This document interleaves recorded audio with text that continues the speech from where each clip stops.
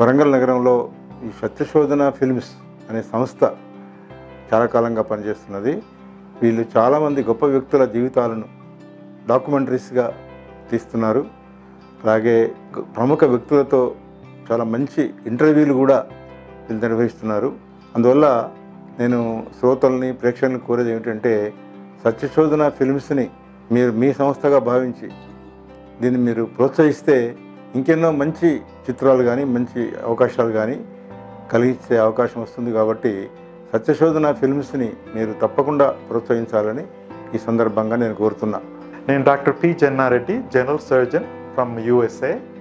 సత్యశోధన ఫిల్మ్స్ని లైక్ చేయండి, షేర్ చేయండి, సబ్స్క్రైబ్ చేయడం మర్చిపోకండి. సత్యశోధన ఫిల్మ్స్ వీడియోస్ని లైక్ చేయండి, షేర్ చేయండి, సబ్స్క్రైబ్ చేయడం మాత్రం మర్చిపోకండి. వరంగల్లో ఏర్పడ్డ సత్యశోధన ఫిల్మ్స్ అనే సంస్థ తన యొక్క కార్యకలాపాల ద్వారా మన సంస్కృతికి, సాహిత్యానికి, మన విలువలకు ఎంతో సేవ చేస్తున్నది.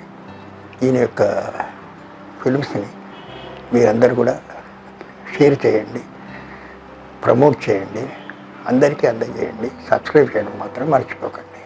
నేను doctor Eshwar Vidyasagar Pingali. Satyashodhana films videos like చేయండి, షేర్ చేయండి అండ్ సబ్స్క్రైబ్ చేయడం మర్చిపోకండి. ఎంతోమంది ప్రముఖ వ్యక్తుల్ని, వారి జీవితాలని స్టోరీస్ ఆఫ్ ద సోల్ రూపంతో మీకు పరిచయం చేస్తున్నటువంటి సత్యశోధన ఫిల్మ్స్ లైక్ చేయండి, షేర్ చేయండి, మర్చిపోకుండా సబ్స్క్రైబ్ చేయండి.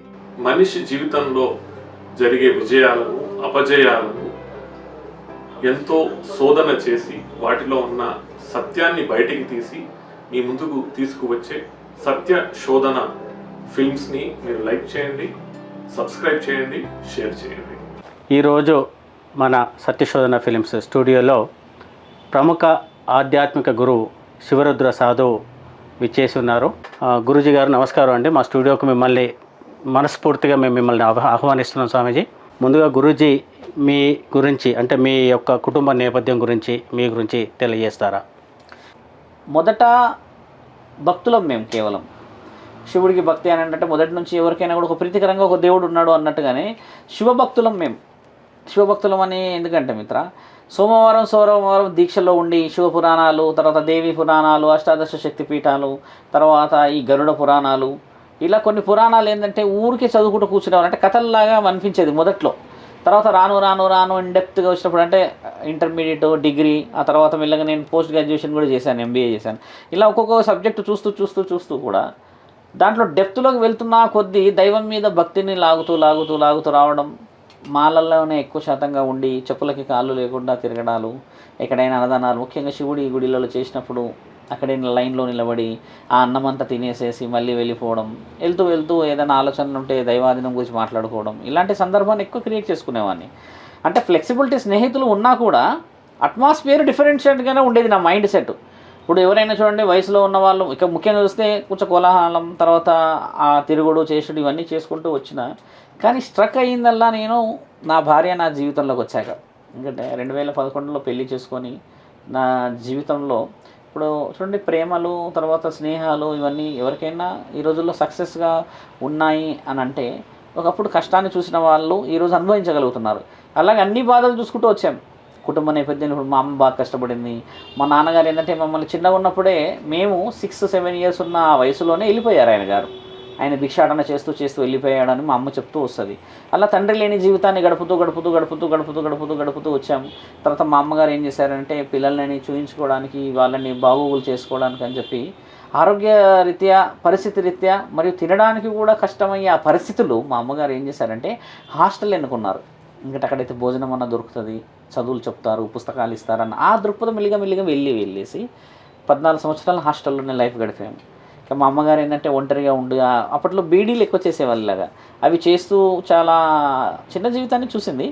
అలా చూస్తూ వచ్చినప్పుడు కూడా మా అమ్మగారు ఏం చేశారంటే, మా నాన్న ఇప్పుడు మా నాన్నగారు ఏంటంటే ఆయన గారు వచ్చేసి రాజమండ్రి, మమ్మల్ని కన్న తండ్రి వచ్చేసేసి భాగ్యనగరంలో మమ్మల్ని చిన్నగా ఉన్నప్పుడు వదిలిపెట్టినా కూడా మా అమ్మ సమయానుకూలతను బట్టి శ్రీరక్షణ మీకు తెలిసిందే, ఒంటరిగా ఉండే ఆ పరిస్థితి రీత్యా చూసుకొని మా అమ్మ మరోసారి మళ్ళీ పెళ్లి చేసుకున్న తర్వాత ఆ జీవితాన్ని గెలిచింది. ఇప్పుడు ఆయన కారణ జన్ముడే, మమ్మల్ని కన్న మా తండ్రి కంటే ఎక్కువగా మా బాండింగ్ ఈయన గారితోనే కన్న ప్రేమ కంటే మీరు అన్నట్టుగా పెంచిన ప్రేమకు విలువ అన్నట్టు ఆయన చదువులు చెప్పించాడు, దాన్ని కష్టపడ్డాడు. తర్వాత అన్నీ మోడర్న్గా మీరు ఇలా ఉండాలి అలా ఉండాలి అని చెప్పి కల్చర్గా మాట్లాడించి ఆయన ఎన్నో పనుల్లో గొప్పగా మమ్మల్ని ఒక గురువు స్థాయి తీసుకెళ్ళాడు. చిన్నగా ఉన్నప్పుడు కూడా మాకు ఒక వ్యక్తి స్థానాన్ని తీసుకోవడం అనే వ్యక్తి గొప్పగా కనబడింది. ఎలా అంటే ఒంటరితనం అందరి కుటుంబాల్లో చాలా బాధ చేస్తుంది. అదే నాన్న ఉన్నాడు అన్న ఇల్లు, నాన్న తెచ్చేది చేసేది ఏం లేదు, కానీ మనకంటూ ఒక అండ. చిన్న చిన్నగా ఉన్న పిల్లలందరికీ ఇంట్లో అమ్మ నాన్న ఉంటే ఎంత కమ్మగా నిద్ర వస్తుంది, అన్నం కారం తిన్నా సరే. ఆ పరిస్థితులు ఎదుర్కొన్నాం మేము కూడా. అలా కారణ జన్ముడి చేత ఈరోజు కారణకులమై ఎంబీఏ చేసి డిగ్రీ చేసి నేను కడప నా భార్య నాతో సహకరించిన జీవితం లక్ష్యం ఎలాంటిదంటే మనస వాచ కర్మన 5 మంది పిల్లల్ని కనుక్కున్నాను నేను. 3 బిడ్డల్ని 2 కొడుకుల్ని. కానీ నేను శివ సాధనలో అలా అలా అలా అలా 2 లక్షల జీతం ఎత్తాను నేను. ఒక ఎంక్యూర్ ఫార్మాస్యూటికల్ అనే ఒక కంపెనీకి నేను మంచి ఒక స్టేట్ ఇన్ఛార్జ్ లాగా ఉన్నా. బాగా చేసి కొంచెం నాలెడ్జ్ ఉన్నా కూడా అంత తృప్తికరంగా ఎప్పుడు ఇవ్వలేకపోయింది. నాన్నగారి జీవితం అలా అయిపోయి, తర్వాత జీవితం లక్ష్యం ఇది అయిపోయి, భార్య తర్వాత జీవితం ఇలా ముందుకెళ్ళి ఎన్నో విసులుబాట్లు. చిన్నోడి పెద్ద కొడుకు, ఇప్పుడు 4వ వాడు కొడుకు, ఆ తర్వాత 5వ వాడు కొడుకు. ఆయనగా 5వ కొడుకుది కొంచెం ఆరోగ్య స్థితిగతులను చూసి కొంచెం ఆయనకి హెల్త్ ఇష్యూస్తో కొద్దిగా డెలివరీ టైం కష్టమైంది. ఇవన్నీ నిర్ణయాలు తీసుకొని ఇంకా శరీరాన్ని పరమాత్ముడికి అంకితం చేశా. ఉన్నది కుటుంబం జీవితం అంతే. దుమ్ము ధూళిలో నువ్వే కూర్చున్నావు, నాకు ఒక మార్గం ఉండదా అన్న ఆలోచన చేస్తూ ఇక జీవిత ప్రయాణాన్ని ఇలా మొదలుపెట్టేసి దీక్షలోనే ఉండిపోయాను. ఇంకా ఆయన గారికి అప్పచెప్పేసుకున్నా. అదేంటో కానీ అంటే ఈ సందర్భంలో మనం ఛానల్లో ఉన్నాం గొప్ప చెప్పడం అని కాదు స్వామి. శివదీక్ష మొదలు పెట్టిన తర్వాత వెనక్కి తిరగలే. ఎక్కడ అవమానాలు అయితే జరుగుతాయి. ఈయన గారు గుడి కడతారా, ఇంత బారెడు జుట్టేసుకొని ఈయన గారు అప్పుడు 2 లక్షల జీతం వేసుకున్న వ్యక్తి ఇలా ఉండడం ఇలాంటివి వెనక ముందు జరిగేటివి. అవన్నీ పట్టించుకోలేదు. ఎందుకంటే నా కుటుంబంలో నా తల్లి నన్ను అబ్జెక్ట్ చేయలే, నా భార్య నన్ను అబ్జెక్ట్ చేయలేదు. అలా జీవిత లక్ష్యాన్ని సాధించుకోవడానికని పరమశివుడి ఆజ్ఞ కోసమని ఇంకా తిరుగుతూనే ఉన్నాం. ఈరోజు అన్ని ప్రశ్నలు దైవాధీనమైనవి. చాలామంది గురువులు వచ్చి చెప్తూ ఉంటున్నారు. కాబట్టి సమాజాన్ని దృష్టిలో పెట్టుకొని మాట్లాడడమే సౌభాగ్యం. ఎందుకంటే నేను కుటుంబ విలువలు చిన్నప్పటి నుంచి చాలా దగ్గరగా చూశాను. కాబట్టి ఆ ఒంటరితనము, ఆ ఆకలి గురించి ఎంతో అలమటించిన ఆ క్షణాలు ఇప్పుడు కూడా ఆడపిల్లలు పెళ్ళిళ్ళు వయసులో ఉన్నప్పుడు అయ్యి సంవత్సరం తిరగకుండానే డివోర్సెస్ వెళ్తున్న వాళ్ళందరూ ఒంటరి ప్రయాణాలే కదా. అలాంటి ఎందరో కుటుంబాలని బాగుపరచాలన్న మనో ఆలోచన స్వామి. అందుకే సౌభాగ్యవతుల గురించి అని ఎక్కువ చెప్పడం నా ముఖ్య ఉద్దేశం. ఎట్లా అంటే మీ దగ్గర ఉన్న ప్లాన్ ఏంటిది? ఎట్లా మీరు ఇట్లాంటి అంటే ఒక వ్యక్తి ఏం కోల్పోతున్నాడు ఈ రోజుల్లో? ఓపిక. ఎందుకు కోల్పోతున్నాడు? అనుమానం. ఆ అనుమానం ఎక్కడి నుంచి వస్తుంది అంటే పెళ్లికి ముందు నిర్ణయాలు బాగుండి పెళ్లి తర్వాత ఎందుకు బాగుండట్లేవు అంటే మీరు వయసు రీత్యా బాగుపడతలేరా, లేకపోతే ఆలోచన రీత్యా బాగుపడతలేరా, లేదా డబ్బు రీత్యా అంటే అక్కడ చూస్తే ఈగో. ఆ ఈగోల వల్ల కుటుంబాలు కొలాప్స్ అయిపోయి చిన్న పిల్లలు మ్యారేజ్ అయినప్పుడు బాగుంటారు స్వామి. అప్పుడు 3 నెలలకు 4 నెలలకు గర్భం దాల్చేస్తారు. ఎందుకంటే శారీరకమైన వ్యామోహం ఖచ్చితంగా ఉంటుంది కదా. ఈ బిడ్డ బయటికి రాకముందుకు కొన్ని 100 మంది కుటుంబాలు డివోర్స్ పేపర్లు సంతకాలు పెట్టున్నాయి. నీకు ఎలాగో అమ్మాయి మీద ధ్యాసనో అబ్బాయి మీద ధ్యాసో ఇద్దరు విడిపోవచ్చు, కానీ అభం శుభం తెలియని ఒక భవిష్యత్తుని ఎలా నాశనం చేస్తున్నారు? అలా లక్షల మంది కుటుంబాలు ఏమడుగుతారంటే మేము ఎందుకు విడిపోతున్నాము స్వామి అని అంటున్న విషయంలో నేనేం చెప్తానంటే చాలామందికి వచ్చిన వాళ్ళకు కూడా ప్రత్యక్షంగా ఎక్కడా విడిపోయేది లేదు. ఇక్కడ ఒక 3వ వ్యక్తి ధైర్యాన్ని చూసి విడిపోతారు వీళ్ళు. ఆ 3వ వ్యక్తిని నేను ఖండిస్తున్నాను. ఇక్కడ అటు స్త్రీ కావచ్చు, ఇటు పురుషుడు కావచ్చు. భార్య అంటే ఆ పరమశివుడి ఆజ్ఞ, దేవాది దేవతల ఆజ్ఞ లేనిది పెళ్ళి అవుతుందా? ఇక్కడ 7 అడుగులు నడుస్తావు, అగ్ని చుట్టూ తిరుగుతావు, తర్వాత వేదమంత్రాల చేత అరుంధతి నక్షత్రాన్ని చూయించి పెళ్లి చేసుకోవడం అనేది అంత పెద్ద కార్యక్రమం అయితే నీవంత సులభంగా వాడవడో వీడవడో అన్న ఆలోచన చేసేసి విడిపోతున్నారుగా. ఆవిడ సంబంధం అక్రమ సంబంధం విడిపోతున్నారు కదా. ఒక స్త్రీ దగ్గర లేనిది ఇంకో స్త్రీ దగ్గర ఉన్నది అని అన్న ఆలోచన ఏంటంటే మిత్ర, ఏ పురుషుడైనా సరే ఈవిడ దగ్గర శారీరకమైన సుఖం కోసం నేను వేరే దగ్గర పోతున్నాను అన్నాడు. ఇక్కడ ఏంటంటే మాట, పద్ధతి, బిరుసుతనమో లేకపోతే రఫ్ టాకింగ్ ఇదేదో సంథింగ్ వదిలిపెట్టేసి ఈ ఫ్లెక్సిబిలిటీస్కి కొంతమంది వెళ్తే కొంతమంది నిజంగానే శారీరకంగా పోతారు. అలాంటి వాళ్ళు మూర్ఖులే. ఇక్కడ సేమ్ అమ్మాయిలు కూడా ఏమవుతారంటే ఈ చిరాకు, ఈ బిరాకు, తాగొద్దు చేయొద్దు అన్న ఈ వర్షన్లో వాళ్ళు ఎక్కువ శాతంగా ఫ్రీడమ్నెస్. ఎవరైతే కొంతమంది ఉంటారు జాదుగాళ్ళు, ఎవరు ఒంటరిగా ఉండే అమాయకంగా ఉంటారో వాళ్ళపై చూస్తుంటారు కదా, వీళ్ళు పోయి అక్కడ మానిటర్ అయిపోతే ఏమవుతుందంటే రహస్యంగా జరుగుతూ ఉంటాయి ఇవన్నీ విషయాలు. ఎప్పుడైతే అది బహిర్గతం అవుతుందో ఇద్దరిట్లలో ఒక వ్యక్తి చనిపోవడం ఖాయం జరుగుతుంది. ఎంతమంది సూసైడ్ చేసుకోవట్లేదు అంటే ఇది రహస్యంగా ఎన్నో రోజులు దాచిపెడతాం అనుకుంటారు. నేనేమంటానంటే భార్య, బిడ్డ, సంసారం, ఇల్లు అనేది రహస్యం కాదు, ఓపెన్నెస్ ఉండడమే ముఖ్యం. చాలామంది ఆడవాళ్ళు వచ్చి ఏమంటారంటే ఇట్లా విడిపోయాం కలుపుతారా అని అంటే, విడిపోవడానికి కారణం ఎవరంటే 100కి 100% వీళ్ళిద్దరిది తప్పే ఉండదు, వేరే వ్యక్తే ఉంటాడు మధ్యలో. 90% స్వామి ఆమె చెప్పిన మాటలు వినడమా, అమ్మ నాన్న చెప్పిన మాటలు వినడమా, లేకపోతే ఈయన గారు వీళ్ళ నాన్న మాట వినడమా, వీళ్ళ అన్న మాట వినడం, వదిన మాట వింటున్నాడు అని కొన్ని వస్తూ ఉంటాయి వర్షన్స్. ఈ వర్షన్స్తోనే విడిపోతారు. కానీ వీళ్ళిద్దరిని కలిపేటోడు కనబడాడు. వీళ్ళిద్దరు కలిసి ఉంటే వాళ్ళందరికీ ఏం లాస్ తెలుసా స్వామి? వీళ్ళిద్దరు కలిసి ఉన్న వాళ్ళు వాళ్ళిద్దరి మాటనే వినాలన్నమాట. వీళ్ళేమో మా అంతలు మేము బతుకుతా ఉంటారు. అక్కడ విడిపోతున్నారు కదా. మేము చేసేది ఏంటంటే మనస్సాక్షిని కదిలిస్తాం స్వామి. ఓకే స్వామిజీ, ఇప్పుడు ఈ ఆధ్యాత్మిక ప్రయాణంలో మీరు గురువులుగా భావించేవారు ఎవరైనా? చాలా మంది ఉన్నారుగా గురువులుగా భావించే వాళ్ళు. ఒక్కరి పేరు చెప్పండి. 100 మంది ఉన్నారు. ఇప్పుడు చూడండి, ఒక క్షేత్రంలో ఎలా ఉంటుందంటే ఒక గురు స్థితి తీసుకున్నప్పుడు నేనేంటంటే మాలలు వేసే కార్యక్రమాలు, తర్వాత ఈ శివదీక్షలు వేసే కార్యక్రమాలు ఇంతవరకు నేను చేయలేదు. ఎందుకంటే నాకంటూ పర్టికులర్గా ఇంకా క్షేత్రానికి ప్రారంభోత్సవం జరగలేదు. ఇప్పుడు నేను కేదార్నాథ్ ఆలయం కడుతున్నాం స్వామి. ఆ ఆలయం కట్టినప్పుడు మీరు అన్నట్టుగా నా గుడికి వచ్చే ప్రతి భక్తుడు స్థితిగతులు, ఇప్పుడు నన్ను 100 మంది ఛానల్లో చూస్తారు కదా, చాలామంది ఈ విధంగా మాట్లాడతారు, అలా మాట్లాడతారు, బోల్డ్గా మాట్లాడతారు, ఇట్లా అని చెప్తుంటారు కదా. వీళ్ళందరూ లక్షల కుటుంబాలు. నేను ఏంటంటే ఛానల్లో ఉన్నా కాబట్టి వాళ్ళ పర్టికులర్ వ్యక్తుల పేర్లు తీసుకోకూడదు. కొంతమంది కుటుంబాలు ఎలాంటి వాళ్ళంటే ఎన్నో రోజుల నుంచి పడిన బాధ మనతో మాట్లాడిన తర్వాత గెలవగలిగాము అన్న చెప్పిన వాళ్ళందరికీ నేను గురువును స్వామి. నేను 100 మంది శిష్యులు ఉన్నారు నా దగ్గర, 1500 మంది శిష్యులు ఉన్నారు. వాళ్ళందరికీ నేను గురువునని ఇంతవరకు ప్రకటించలేదు. ఎందుకనంటే నాకు ఒక స్థితిగతులకి కావాల్సిన స్థలం వచ్చినప్పుడు నేను ప్రకటన చేసుకుంటే విలువ. నాకు ఆశ్రయం కావాలి, ఆశ్రమం కావాలి, ఒక ధ్యాస, మనం కూర్చొని మాట్లాడుకునే పద్ధతి, ఆధ్యాత్మిక స్థితిగతులకి ఇప్పుడు ప్రయత్నంలో ఉన్నాం. ఆ గుడి స్థలం అనేది మొదలైంది అనుకోండి స్వామి. మీరు అన్నట్టుగానే 1500 మంది పైగానే చాలామంది శిష్యులు, మేమే చాలా చాలా చాలా పర్టికులర్గా మేము చెప్తున్న మాటలు వింటూ వెళ్తున్న వాళ్ళు ఉన్నారు. మీరు ఇలా చెప్తే బాగుంటుంది, మాకు అలా చెప్తే బాగుంటుంది. ఇప్పుడు నాయముడు కూడా సుమారు 11-10 మంది తిరుగుతూ ఉంటారు ఎప్పుడు కూడా. వాళ్ళందరికీ కూడా నేనేం చెప్తానంటే మానిటరింగ్ అనేది ధర్మబద్ధంగా పోతేనే ఈ ప్రయాణం. అంతేకాని మనం ఒక సిస్టంలో పోయి టీవీలో ఒకలాగా చెప్పి రియాలిటీలో ఒకటి చెప్పామనుకోండి స్వామి, ఖచ్చితంగా ఏ రోజు ఒక రోజు దొంగ తప్పదు కదా. అలా ఎంతమంది గురువులు ఎంతమంది ఈరోజు బయటికి రాలేరు. స్త్రీల గురించి బయటకు వచ్చారు, కామం గురించి బయటకు వచ్చారు, డబ్బుల గురించి బయటకు వచ్చారు, ఐటీ సోదాల గురించి బయటకు వచ్చారు, అన్నిటికి వచ్చారు. అంటే ఆశ పెరుగుతున్న కొద్దీ ఖచ్చితంగా మనమే ఫోకస్ ఏదో విధంగా వస్తుంది కదా స్వామి. ఈ దేహాన్ని ఎంచుకున్నది సౌభాగ్యాలని, ఇంటిని, కుటుంబాలని కాపాడడానికి. నేను గురువుని, జగద్గురువుని అని అనిపించుకోవడానికి కాదు. అలా ఎలా సడన్గా మీరు గురువు లేని పరిస్థితి అని చెప్పి మీరు అనవచ్చును. మనల్ని వెతుక్కుంటూ పరమశివుడు పుట్టించిన ఈ అన్ని జీవరాశుల్లో కేదార్నాథ క్షేత్రము ఒక శివరుద్ర సాధువు కడతానని నేను పుట్టుకలో ఇంతవరకు నేను ఆలోచించలేదు ఏ రోజు కూడా. దీక్ష అనేది మొదలుపెట్టిన తర్వాత 4-5 సంవత్సరాల తర్వాత ఆ మహానీయుడు ఇచ్చిన జ్ఞాననేత్రం ద్వారా కనుక్కుంటే గుడి కట్టక తప్పదు అన్న ఆలోచన తీసాం. ఒకవేళ నేను జీన్స్ టీషర్ట్ వేసుకొని లేకపోతే బెల్ట్ అన్ని పెట్టుకొని టై వేసుకొని ఉంటే ఆ ఆకాశవాణి మనకి వినపడదు కదా మిత్ర. నేను ఈ విధంగా పోకపోతే మరి నేను పని చేస్తానని ఆయనకు నమ్మకం ఎలా కలుగుతుంది? ఈరోజు భిక్షాటన చేస్తూ ఉంటాం. ఇప్పుడు నేనున్న గుడి ప్రాంతంలో ఎక్కువ శాతంగా నేను భిక్షాటన చేస్తాను. వాళ్ళందరూ వచ్చి మొట్టమొదటి అడిగే విషయం ఏంటంటే భిక్షాటన చేసేసి గుడి కట్టగలరా అని అడుగుతారు. అనేది ఏంటంటే గుడి కట్టడానికి ఒక దేహాన్ని అయితే నేను రెడీ చేసుకున్నా, దాన్ని ఏ విధంగా కట్టించుకోవాలనేది ఆ పరమశివుడికి వదిలేసిన అని చెప్తాను. 11 రూపాయలు అడుగుతున్నాం మేము. చాలామంది ఇవ్వగలరు నాకు తెలిసి.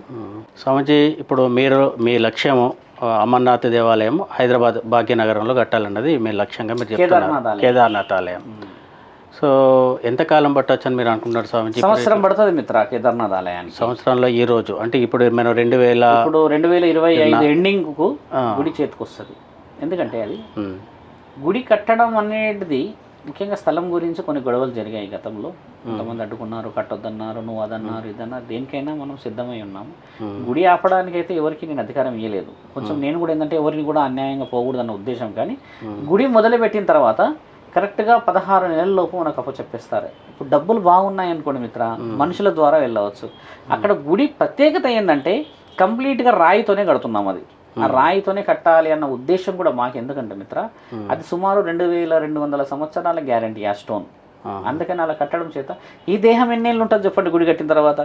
ఎప్పటికైనా మేము కాలం చేయాల్సిందే. కాబట్టి రానున్న తరాలకి అది ఉపయోగపడి ముందుకు వెళ్ళాలన్న ఆలోచనలో ఉంటే, ఇంకొక ఆలోచన మా మదిలో ఉన్న ఆలోచన ఏంటంటే స్వామి, అక్కడ ఏదైతే గర్భగుడి ఉంటుందో ఆ గర్భగుడి ముఖ్యంగా పౌర్ణమి రోజు 2 జంట నాగులు వచ్చి దర్శనమిస్తాయి అక్కడ.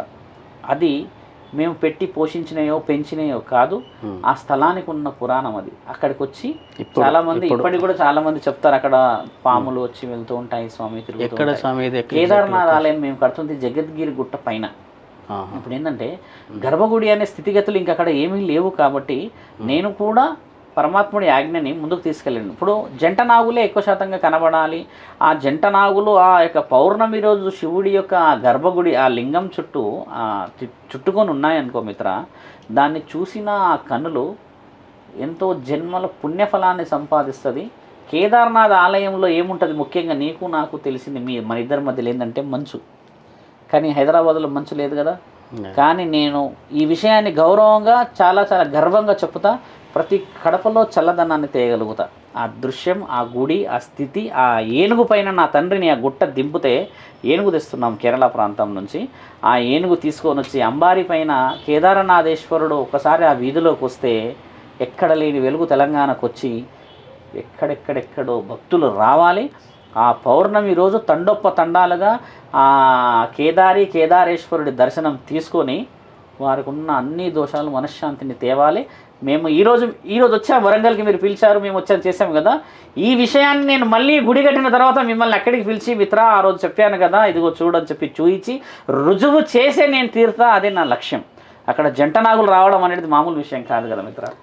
స్వామీజీ, మిమ్మల్ని నేను ఒక అఘోర అనన, నాగసాధు అనన, మహామండలేశ్వర అనన, మిమ్మల్ని మేము సాధువులకి, అఘోరాలకి, నాగసాధువులకి, మామూలుగా ఉన్న సాత్వికులకి, అఘోరీలకు తేడాలు ఏమిటంటే, నాగసాధువులు వచ్చేసి క్షేత్రపాలకులై దేశ రక్షణలో కూర్చోవాలి. అంటే వాళ్ళు ఒకప్పుడు స్త్రీలని, సౌభాగ్యవతులని కాపాడడానికని మన గుడులు, గోపురాలు, శివలింగాలని, విష్ణువు వైష్ణవ ఆలయాలపై ధ్వంసం అంటే దండయాత్రలు చేసి నిధులు నిక్షేపాలు తీసుకెళ్తూ ఉంటే దత్తాత్రేయుడు వచ్చి నా ఆడపిల్లలని, నా సౌభాగ్యాలని, నా ఇంటి సంసారాలని ఎత్తుకుపోయి వాళ్ళు పైశాచికమైన ఆనందాన్ని మేము తట్టుకోలేకపోతున్నాము. గుడులు గోపురాలు అంటే మళ్ళీ కట్టుకోవచ్చునేమో, కానీ స్త్రీ అనే ఒక మర్యాదని అమర్యాద చేస్తున్న వాళ్ళని కండలని మేము విభజించి మరీ నరకాలి అన్న మహానీయుడి ఆజ్ఞ నాగసాధువులను చేసి హరహర మహాదేవ్ అని త్రిశూలం అందజేసి తలలు తీపిచ్చింది. అంటే వాళ్ళకున్న ఆజ్ఞ దేశం లోపలికి చొరబడిన ఎవరినైనా సరే తలలు తీసే మహా ఆజ్ఞ తీసుకున్న వాళ్ళు నాగసాధువులు. వారి జీవితం మొత్తం స్త్రీలు, ఇల్లు, కుటుంబం, దైవాజ్ఞలోనే ఉంటారు. వారికి పురుషుడి యొక్క స్థితిగతులు ఉండవు. నరం అనేది చనిపోయి ఉంటుంది, వాళ్ళు గురు సాధనలో తీసేస్తారు. అఘోరాలు ఎవరు? అఘోరాలు క్షేత్రపాలకులు. క్షేత్రం బయట వీళ్ళుంటే క్షేత్రం లోపల వీళ్ళు ఉంటారంటే కాశీ క్షేత్రము, ఉత్తరాఖండ్ క్షేత్రము కానీ తర్వాత 12 జ్యోతిర్లింగాలు ఏవైతే ఉన్నాయో ఉజ్జయిని నుంచి మొదలు పెడితే శ్రీశైలం దాకా మరి అష్టాదశ శక్తిపీఠాలన్నింటినీ కాపాడుకునే వాళ్ళు క్షేత్రపాలకులు. ఇప్పుడంటే కనపడతలేరు, కానీ ఒకప్పుడు వీళ్ళే ఉండేవాళ్ళు. వాళ్ళిద్దరి లక్ష్యం అదైతే మేము సాధువులము సంసారంలో తిరుగుతాం. ఎలా తిరుగుతారు స్వామి అంటే ఒక 3 లక్షణాలు గురు సాధనలు చేయాలి. ఒక పురోహితుడు ఏం చేస్తున్నాడు ఇప్పుడు? ఆయన కూడా సంసారాలు, ఇల్లు, కుటుంబాలను ఏమంటాడు? గంట కొట్టుకుంటూ అమ్మ అందరూ ధైర్యంగా ఉండండి, ఈ విధంగా వెళ్ళాలి, కార్తీక వనభోజనాలకు వెళ్తున్నామంటే ఆయన లోక కళ్యాణం చేస్తున్నట్టే కదా. ఇప్పుడు ఆయన లోక కళ్యాణం గుడిలో ఉన్నాడు కాబట్టి చేస్తూ ఉన్నాడు. సమస్యలు ఉన్న వాళ్ళందరినీ దగ్గరికి తీసుకొచ్చి ఇది కాదమ్మా నీతి, నిజాయితీ, ధర్మం, సౌభాగ్యం అంటే ఏంది అని చెప్పితే మన మాటలో నిజాన్ని గమనించి ఈయన గారు మాట్లాడేది ఒక వ్యక్తి, ఒక కుటుంబం బాగుపడే ఆశ కాబట్టి సాధువులు కుటుంబాల్లోకి వచ్చే అధికారం ఉన్నది. అలాగా పుట్టిన వాళ్ళే స్వాములు. కుటుంబం గురించి చేస్తారు కదా స్వాములు. ఒక్క స్వామిని అడగండి నేను శివుడి గురించి చేసిన అని చెప్పమనండి, ఒక్క మాట. ఒక్క స్వామిని చూపించండి నేను అయ్యప్ప గురించి మాలేసిన అని చెప్పమనండి. అలా అయ్యారు. ఏమైస్తారు తెలుసా మిత్ర? ఒక ఆశ ఆరోగ్యం బాగుండాలని నాన్నది, ఒక ఆశ భార్య పిల్లలు బాగుండాలని, ఒక ఆశ ఉద్యోగం రావాలని, ఒక ఆశ నేను నా యొక్క మందు, మద్దం, తర్వాత కామం అన్నీ కనీసం ఈ 2 నెలలు ఒక అదుపులో పెట్టుకొని ఉంటే నాకు బాగుంటుంది అనేవాళ్ళు. ఇలా ఆశకే వేస్తున్నారు, కానీ నేను శివుడి కోసమే వేస్తున్న మహానుభావుడు లేడు ఇక్కడ. బాగా గుర్తుపెట్టుకోండి. కాబట్టి జీవితం ఆశ కదా. ఆ ఆశని చాలా చాలా చాలా చాలా తెలివిగా, ఇది నిజమైన ఆశ, ఆ నిజమైన ఆశే నీ కుటుంబం. ఆ కుటుంబం కోసమే నువ్వు ఎండ, వాన, కాళ్ళకు ముళ్ళులు, ఈ బొత్తాలు కూడా తెగేటట్టుగా అవమానాలు భరించడమే తండ్రి లక్షణం. ఆ లక్షణాన్ని మోయడం తల్లి లక్షణము. భవిష్యత్తు ఇవ్వడమే కుటుంబ లక్షణం అని చెప్పడం సాధువుల లక్షణం. ఇది జరుగుతుంది. ఓకే స్వామి, ఈ మధ్య కాలంలో ఈ అఘోరా, లేడీ అఘోరా అని చెప్పేసి 2 రాష్ట్రాల్లో సంచలనం సృష్టించి అది మాకు సామాన్య ప్రజలకు ఆమె గురించి ఏం అర్థం చేసుకోవాలని అర్థం కావట్లేదు. అసలు ఆమె అఘోరి అంటే ఎవరు, ఎందుకు వచ్చినట్టు, అసలు ఆమెకు ఈవెన్ గవర్నమెంట్ కూడా ఆమెను చూస్తూ ఉండిపోయింది కానీ ఎటువంటి చర్యలు ఆమె పైన తీసుకోలేదు, ఎటువంటి కట్టడి చేయలేదు.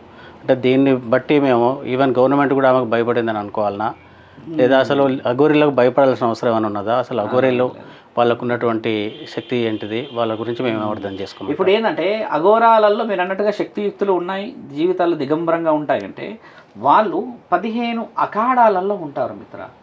ఎలా ఉంటారు వాళ్ళు? ఆ అఖాడాల విషయాలు ఏమిటి, అసలు ఎందుకు ఈ అఖాడాలతో పని? వాళ్ళు ఒక్కొక్క వ్యక్తికి ఒక్కొక్క శక్తి ఉంటుంది స్వామి. అలా వారి యొక్క నైపుణ్యత స్థితికి అఖాడాలు పెట్టారు. ఈ మధ్య మహిళా అఖాడా, కిన్నర అఖాడా పెట్టారు. అంటే వెరీ రీసెంట్ కిన్నర అఖాడా పెట్టారు. ఇది వచ్చేసి మహిళా అఖాడా అంటారు. ఈ మహిళా అఖాడాలో కూడా ఏముంటుందంటే స్వామి, ముఖ్యంగా చెప్పాలంటే కేవలం మహిళలే ఉంటారు ఒక దాంట్లో. కిన్నర్ అంటే ఓన్లీ అర్ధనారీశ్వరి తత్వాన్ని తీసుకున్న వాళ్ళే ఉంటారు. ఇలాగా దిగంబర అంటే పురుషులు దుస్తులు లేకుండా ఉంటారు. కానీ అఖాడాలంటే ఆ యొక్క ఖండం, ఆ మండలం దాటి రాకూడదు వాళ్ళు. ఇలా కొన్ని విభాగాలు ఉన్నాయి. ఇప్పుడు ఈవిడకి గురువు అఖాడా అనేది లేదు కాబట్టి ఈవిడని నమ్మకూడదని చాలామంది చెప్పారు. నేను కాదు, చాలామంది చెప్పారు. అయినా నేనేం చెప్పానంటే దుస్తులు అనేది మన సాంప్రదాయానికి చాలా విలువైనది కాబట్టి నువ్వు అది వేసుకొని వచ్చి నువ్వు ఏమైనా చేసుకో. కొబ్బరికాయ కొట్టుకుంటావా, లేకపోతే నువ్వు మేకని బలించుకుంటావా, కోడిని బలించుకుంటావా, శ్మశానంలో కూర్చుంటావా, నీ ఇష్టం అది. అలా కాకుండా నేను ఇలానే వచ్చేసి ఒంటికాల మీద 14 సంవత్సరాలు నేను ప్రదక్షిణ చేసినానంటే, ఒకవేళ ఒంటికాల మీద ప్రదక్షిణ అంటే దీక్ష, ఏదైతే నువ్వు చేసిన యాగం కానీ, ఏదైతే నువ్వు హోమం కానీ ఏదైనా భక్తితో చేస్తావో నిలబడి, అప్పుడు నీ ఒక కాలు వంకర అయిపోతుంది స్వామి, సన్నబడిపోతుంది. ఇంత లీగల్గా తెలుసుకోలేమా మనం? నువ్వు అంత గడగడగడగా నడుచుకుంటూ వెళ్తున్నావు, వాడిని కొడుతున్నావు, వీని కొడుతున్నావు, పోలీసు వాళ్ళ అధికారినే కొట్టేసావంటే యు ఆర్ అబ్సల్యూట్లీ ఫిజికల్గా స్ట్రాంగ్ పర్సనాలిటీ. అంటే నువ్వు అఖాడాలలో లేవు. నువ్వు అన్నట్టుగానే హిమాలయాలు 14 సంవత్సరాలు చేసినప్పుడు నీ 2 కాళ్ళు స్ట్రైట్గా ఉండకూడదు కదా, ఒక కాలు వంకరైపోతుంది స్వామి. బెట్టుతో మనం వెళ్ళి చూడొచ్చు, ఈరోజు యూట్యూబ్లో తెలిసేయచ్చు ఎందుకు వాళ్ళు ఒకటే కాళ్ళ మీద కేవలం ఈ విధంగా ఉంటారంటే దాని దీక్ష ఫలితమే నీ యొక్క న్యూరలాజికల్ సిస్టమ్ అంతా ఒక కాళ్ళ మీదకి వచ్చేస్తుంది కదా. అలా కొన్ని ఉంటాయి. ఇప్పుడు ఆవిడ కొన్ని మంత్రాలు, ఉచ్చారణలు, లేకపోతే పూజలు ఏవో చేసుకొచ్చింది, ఆవిడ ఇష్టం స్వామి. మమ అనుకున్నంత మాత్రాన మనం బ్రాహ్మణులం కాదు కదా. గుడికి వెళ్తాం, అన్నీ చెప్పేసి లాస్ట్కి ఏమంటాం అనేది కాకపోతే మమ అని అంటాడు. అంత మాత్రాన నీవు వేదమంత్రాలు అన్నీ చదివినట్ట. కానీ మమ అనుకోవడంలో అర్థం ఏంటంటే మేము మనుషులమే, మమ్ము కరుణించండి అన్న విషయం పరమాత్ముడికి ఈ బ్రాహ్మణుడు, ఆ గురువు, లేకపోతే పంతులు గారు ఇవ్వడం ఇంతే కదా స్వామి. అలా అనుకున్నా భక్తే కదా. ఇక్కడ వచ్చేసి లోక కళ్యాణం అనడం తప్పు. నువ్వు లోక కళ్యాణం ఏం చేసావు చెప్పండి? ఏ గుడిని కాపాడారు? ఏ గుడి గురించి గొడవపడ్డారు? సీఎం రేవంత్ రెడ్డిని అరే తురే అని నువ్వు అంటావు, నరేంద్ర మోడీని సీటు దింపుతానని నువ్వు అంటే, మరి అఘోరాలలో ఎవరు లేరే ఇంత ముందుకు వచ్చిన వాళ్ళు? రాజన్న సిరిసిల్ల గుడిని గులగొడతా అంటావు అంటే నీకు ఏం అధికారాలు ఏమిటి అవన్నీ? నిన్నగాక మొన్ననే సిబిఐ ఎంక్వైరీ పెట్టిందని అన్నారు. ఒక్క వ్యక్తికి ఇంత భయపడాల్సిన ఏం లేదంటే ఇక్కడ ఎందుకు భయపడలేరు వాళ్ళు. వాళ్ళు ఏం చేశారంటే గివెన్ అ రెస్పెక్ట్. ఆవిడ ఏం వాడు వదిలింది? లోక కళ్యాణం గురించి, గుడులు గోపురాలు అన్న గురించి వదిలితే పాపులేషన్ అంటే వాళ్ళ థింకింగ్ ఏం చేసిందంటే ఏమన్నా చేస్తుందేమో అని అందరూ వదులుతూ వచ్చారు. ఆఖరికి ఈరోజు ఎక్కడికి ఉంది స్వామి? 1 వీక్ అవుతుంది కదా, ఎక్కడ లేదు, కమ్యూనికేషన్ లేదంటే ఉద్దేశం ఏంది? నువ్వు చేసేది లేదు, మాట్లాడేది ఉంది. దానివల్ల సగం మంది జీవితాలు సర్వనాశనం అవుతాయి. నీ వెనకాల ఎగేసుకొని వస్తూ ఉంటారు అందరూ. మరి వాళ్ళకు వచ్చింది లేదు, పోయింది లేదు. సమయం అంతా గవర్నమెంట్ది, 1.5 month నుంచి మీడియా వాళ్ళది, ఫోకస్ అంతా అటెన్షన్ నుంచి టెన్షన్ అయ్యి అసలైన గుడులు గోపురాల మీద ధ్వంసం చేసిన మొదలకి ఇంతవరకు శిక్షలే రాలే. నువ్వు కాదా ఈరోజు అటెన్షన్ మీడియా వాళ్ళది అందరిది? నేను ఇలా ఉంటా, నేను అలా ఉంటా, నేను కపాలంలో తింటా, రుద్రాక్షల్లో ఉంటా అని చెప్పేసి డైవర్షన్ ఇచ్చింది. ఇప్పుడు మనుషులంతా ఏంటంటే స్వామి, ఎక్కడ కొత్తగా ఉంటే అక్కడ మురిపేము కదా. అలా 2 నెలల న్యాయం జరిగేది కదా మనకు అక్కడ. ఒక కలకత్తా కేసు న్యాయం ఎక్కడ పోయే, భవిష్యాది న్యాయం ఎక్కడ పోయే, మియాపూర్లో ఒక అమ్మాయి న్యాయం ఎక్కడ పోయే, ఇక్కడ బాచపల్లి న్యాయం ఎక్కడ పోయే, ఇన్ని న్యాయాలు వదిలిపెట్టేసేసి ఈవిడకు దుస్తులు లేవు, ఈవిడ పోతుందన్న విషయం చూస్తే ఈరోజు నువ్వు పురుషుడు అని రుజువు అయిపోయిందిగా. ఒక దొంగ అన్న వ్యక్తి అని చెప్పే మాట చాలామంది ఛానళ్ళల్లో అనుకుంటూ వచ్చారు కదా. మనం ఆయన దొంగ అని అనడం కూడా ఒక విధంగా తప్పే. ఇప్పుడు ఆయన భక్తి కోసం వచ్చిండు కదా, ఆయన కూడా మన వైపు భక్తిలాగా ఉండకుండా అహంకారంగా కనబడ్డాడు కదా. పోలీస్ అధికారులను కొట్టడం తప్పు కదా. సరే ఉంది, ఆయన నిన్ను చూశాడో చేశాడో అని అంటే రిపోర్టర్ని కొట్టావు కానీ పోలీస్ అధికారిని కొట్టే రైట్స్ లేవు కానీ నీకు. ముఖ్యంగా మీరు చెప్పండి గురుగారు, అసలు అఘోరాలకు భయపడాల్సిన అవసరం ఉన్నదా? లేదు లేదు, అఘోరాలకు భయపడకూడదు. ఒకప్పుడు అఘోరాలకు ఎందుకు భయపడవలసిన అవసరం ఉందంటే వాళ్ళు తప్పు చేస్తే సహించకుండా తలలు తీసేవాళ్ళు, అందుకని భయపడేవాళ్ళు. వాళ్ళని తలలు తీయకూడదు. ఒకప్పుడు 200 సంవత్సరాలు ఈ భూమండలాన్ని పాలించారు అఘోరాలు కూడా. పాలించినప్పుడు జగద్గురు ఆదిశంకరాచార్యులు దేశాటనలో ఉన్నప్పుడు ఏమన్నారంటే, అఘోరాలు, నాగసాధువులు, సాత్వికులు, తర్వాత అఘోరిణులు మీరంతా కలిసి దేశ రక్షణని చేయమంటే రక్తపాతం చేస్తూ ఉన్నారు కాబట్టి శాంతియుతముగా కూడా భక్తిని, ఇంటిని, సంసార సౌభాగ్యాలని కాపాడుకోవచ్చును. దాని పేరే పూజ, దాని పేరే యాగము, దాని పేరే ఫలితము, దాని పేరే మనశ్శాంతి, దాని పేరే నీ అంతరాత్మని పరమాత్మతో కలపడం అని చెప్పి ఆయన గారు చెప్పితే మేమేం చేయాలంటే, ఇకపై త్రిశూలాలతో మీరు రక్తపాతాలు చేయకుండా, భక్తితోని మాత్రమే క్షేత్రాన్ని దాటకుండా, భక్తితోని మాత్రమే దేశ సరిహద్దు దాటకుండా ఆ మంచు ముద్దల్లోనే, ఆ మంచు ప్రాంతంలోనే, ఆ నీళ్ళల్లోనే మీ యొక్క ఏమైతే పూజా విధానాలు, సాధన లక్షణాలు ఉంటాయో అవి చేయండి అని చెప్తే ఆయన చెప్పిన విషయాలు నమ్మి ఇవి నిజమే అనుకొని ఆ దత్తాత్రేయుడే మరో జన్మల కారణ జన్ముడై జగద్గురు అయి వచ్చాడని చెప్పి మాట ఇచ్చినందుకు వాళ్ళు బయటికి వెళ్ళట్లేరు. ఇప్పుడు చాలా శాస్త్రం దాగుంది కదా స్వామి. స్వామీజీ, గురూజీ, మీరు అఘోరీల కంటే మీరేమైనా మీ జీవితంలో మీరు చేస్తున్నటువంటి ఈ సేవలో మీకు ఏమైనా ప్రత్యేకమైన ఆధ్యాత్మిక సాధనలు ఏమైనా ఉంటాయా మీకు? అసలు మీ సాధన ఎటువంటిది? చూడండి, హోమాలు ఒకటి చేస్తూ ఉండడం ప్రతి గురువు చేసేటిది. హోమాలలో ముఖ్యంగా మృత్యుంజయానికి సంబంధించిన హోమాలు ఒకటి చేస్తూ వస్తే రుద్ర హోమాలని, ప్రత్యంగిరి మాత హోమాలని, కొంచెంమంది కామాఖ్యాదేవి హోమాలని కొన్ని చేస్తూ వస్తుంటారు. ఈ ఒవ్వరు గురువు అయినా చేయవచ్చు. మేము ఒక సాధకుడుగా, ఒక గురువులాగా, ఒక శివరుద్ర సాధువుగా మీకున్న ఆ ప్రయారిటీస్ ఏంది, ఎలా మాట్లాడవచ్చు అంటే, స్వామి, మనం ఇక్కడ మనిషి కోల్పోతున్న జీవితాన్ని చెప్పడమే మాకు తెలుసు. మీరు అన్నట్టుగా నేను గాలిలో దీపాన్ని లేపేసి, నిమ్మకాయ లేపేసి, అమ్మవారి దీపం ఇలా వచ్చేసేసింది, ఇక మీరు దీన్ని పూజించండి అని నేను చెప్పలేను. అసలైనది నీ ఆత్మ. దాన్ని పవిత్రంగా చూడగలిగినప్పుడే నీ కుటుంబంలో నీవు ఉండగలుగుతావు. నీ కుటుంబాన్ని కాపాడుకుంటే సమాజంలో నువ్వు ఉండగలుగుతావు కదా. నేను చెప్పేది కూడా ఏంటంటే, నా దగ్గర వచ్చిన ప్రతి వ్యక్తికి ఇల్లు, సంసారం గురించి చెప్పడం మాత్రమే నాకున్న మహా ఆలోచన స్వామి. నేను హోమాలు, యాగాలు నేను ఎక్కడైనా పోయినా చేయించుకోవచ్చు, మీరైనా చేసుకోవచ్చు. 100 రూపాయలు ఇచ్చిన కాడ, 1000 రూపాయలు ఇచ్చిన కాడ, 10,000 ఇచ్చిన కాడ, 1,00,000 కాడ జరుగుతాయి. నేను అనేది ఏంటంటే, మీరు పోయి కూర్చొని చేసుకుంటున్న ఆ ప్రతిఫలం మనసులో లేకపోతే రాదు. నేను అనేది ఆ మనస్సు. ఆ మనసుని మనం మాట్లాడి, లక్షల మంది వస్తారుగా నా దగ్గరికి, 100 మంది నాతో కూర్చుంటారుగా. మరి ఫోన్లు మీరు ఇందాక కూడా చూసారు, ఎన్నో ఫోన్లు వస్తున్నాయి. ఈ ఫోన్లలో వచ్చేది ఏంటంటే ముఖ్యంగా ఎలా బాగుండాలి, ఒక స్త్రీకి విలువ లేకుండా పాయే, పెళ్లి చేసుకుందామంటేనేమో విలువ కోల్పోయాము, పెళ్ళి ఇట్లా సంబంధం కుదరగానే అబ్బాయి ఆరోగ్య పరిస్థితి బాగలేదు, మా తాతయ్య చనిపోయాడు అంటే, ఇలాంటి కొన్ని అపోహాలలో కూర్చుండిపోతున్నది సమాజం కదా. దానివల్ల ఆడపిల్లని ఏమంటారు తెలుసా మిత్ర? ఒక సంఘటన జరిగింది దిల్సుఖ్ నగర్లో, చెప్తాను, నేను పేరు తీసుకొని బాగుండదు. పెళ్ళి ఎంగేజ్మెంట్ కాగానే అబ్బాయి చిలుకూరు నుంచి వస్తుంటే రోడ్ యాక్సిడెంట్లో చనిపోయాడు. ఏమన్నారు తెలుసా మిత్ర? అమ్మాయిని ముద నష్టపురాలా, నష్టజాతకురాలా, నీవేంది, నీ బతికేంది, ఇట్లా అంటారుగా. అలా అంటూ ఈ అమ్మాయి సూసైడ్ చేసుకునే దాకా తీసుకెళ్లారు. ఆ అమ్మాయి కూడా చనిపోయింది. ఇప్పుడు జాతక బలం పరమాత్ముడు రాస్తాడు, కానీ ఈ ఇద్దరి యొక్క జంట బలంలో చావు రాయాడు శంకర. అలా రాస్తాడా దేవుడు ఆశిస్తాడా? కన్న తండ్రి మనమే. తాగుబోతుడైనా తుల్లుతూ ఇంటికే వస్తాం మిత్ర. పక్కింటికి పోయిన తండ్రులు ఉన్నారు ఎవరైనా? ఎక్కడ లేరు.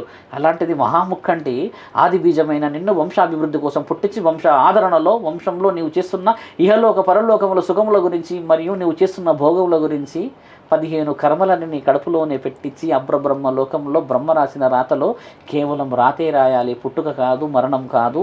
అక్కడ మహావిష్ణువు శరీరాన్ని చూసుకుంటే ఆత్మని సమర్పించడానికి అబ్రబ్రహ్మ లోకాన్ని నేను సృష్టించి దాన్నే ఆత్మలింగం అని పేరు పెట్టి, దానికి పవిత్రంగా అగ్నిలింగం అని పెట్టి నేను పుట్టిస్తే, మీరు జాతక దోషం ఉందని, సర్పదోషం ఉందని చెప్పేసేసి అభం శుభం తెలియని వయసులో ఉన్న పిల్ల సూసైడ్ చేసుకున్నట్టు చేసిన మీరెక్కడి మనుషులు, ఆయన ఎక్కడి దేవుడు? ఇది విలువైన మాట కాదా శంకర? ఆ అమ్మాయికి కోరికలు ఉండొచ్చా? ఆ అమ్మాయికి కోరికలు లేకపోవచ్చా? ఇప్పుడు ఆ అమ్మాయికి ఎంగేజ్మెంట్ చేసిందంటే ఆ పురోహితుడు నాకు తెలిసి దొంగ. జాతకం చూడలేవా? పంచాంగం చెప్తాంగా, నువ్వు పంచాంగం చెప్పలేవా? జన్మకుండలి తీయలేవా? ఇవన్నీ ఆ తల్లికి ఎంత బాధపడి ఉండొచ్చు. ఆ చనిపోయిన ఆ అమ్మ ఆ రోదన ఆ వయసులో ఎన్ని బాధలు అనుభవించుండొచ్చు స్వామి, ఒక్కసారి ఆలోచించండి. నేను అది చేయొద్దంట.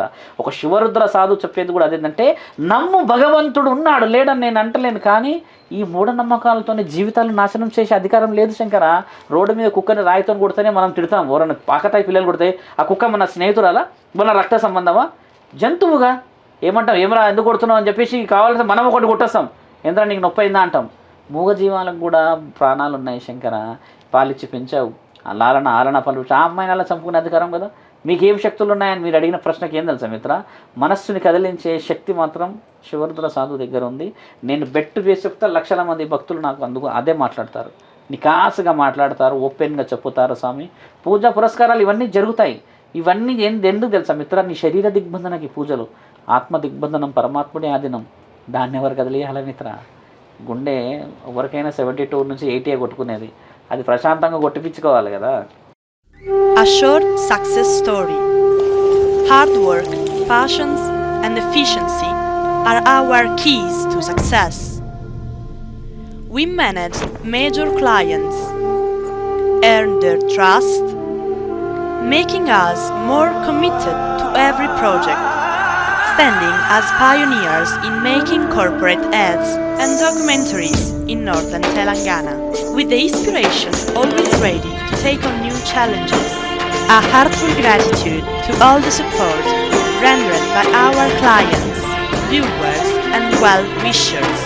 See a reflection of your ideas, ideologies, and emotions in our concepts. Satya Shodhana Films, Private Limited, a relentless pursuit for reality.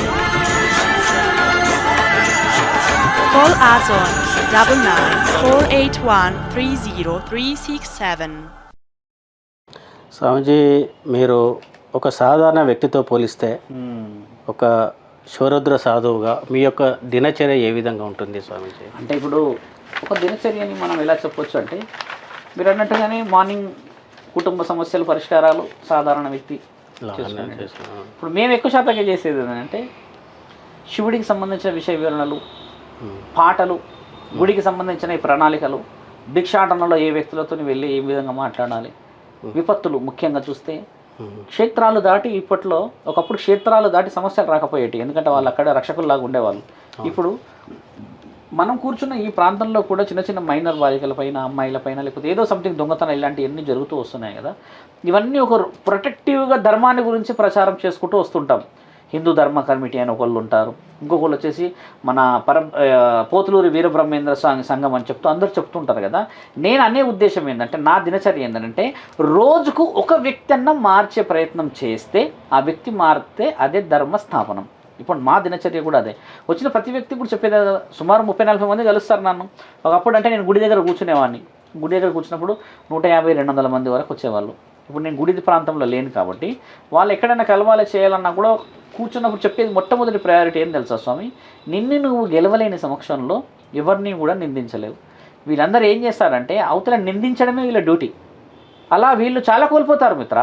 ఇప్పుడు నేను సాధారణంగా ఉండడం అంటే, నేను నా కుటుంబాన్ని గెలవాలి అని అంటే మొదట నా మనస్సాక్షిని గెలవాలి. నా మనస్సాక్షిని గెలిస్తే నా భార్య నన్ను స్వీకరిస్తుంది, మా అమ్మ నాన్న నన్ను స్వీకరించి, మా పిల్లలందరూ ఈరోజు మా చిన్నోడికి నేను ఇది కేశఖండన ఏదైతే హెయిర్స్ ఉన్నాయో స్వామి, పెంచుతూ వస్తున్నాను కదా, పాత చిత్రపటాల్లో లేవు చిన్న చిన్న ఫొటోస్లో, అవి చూస్తే గుర్తుపట్టాడు మావాడు చిన్నోడు. సడన్గా కొత్త ఫోటో రాగానే ఒకటేసారి నాన్న అనేస్తాడు. అంటే అంత పిల్లల విషయంలో ప్రయారిటీస్ని కూడా తీసుకోకపోతే సాధువు లక్షణం నిజమైంది కాదు. నాకంటే బాధ్యత ఇచ్చాడు కదా పరమాత్ముడు. ఒకవేళ ఆయన నా కుటుంబం నేపథ్యం లేకపోతే ఇంతమంది మార్చలేకపోవచ్చేమో రుద్ర అని అన్నప్పుడు నన్ను అక్కడే కాశీలో శ్మశానంలో కూర్చోబెట్టుకునేవాడేమో ఆయన. అలా అని నేను 100 మందికి చెప్పేది ఏంటంటే, సామాన్యమైన వ్యక్తి కుటుంబం గురించి పరిగెత్తినట్టుగానే శివరుద్ర సాధువు కూడా కుటుంబం గురించి పరిగెత్తుతాడు, కానీ వేరే కుటుంబాలతో పాటు పరిగెత్తుతాను. వాళ్ళు బాగుపడాలి, మనము బాగుపడాలి.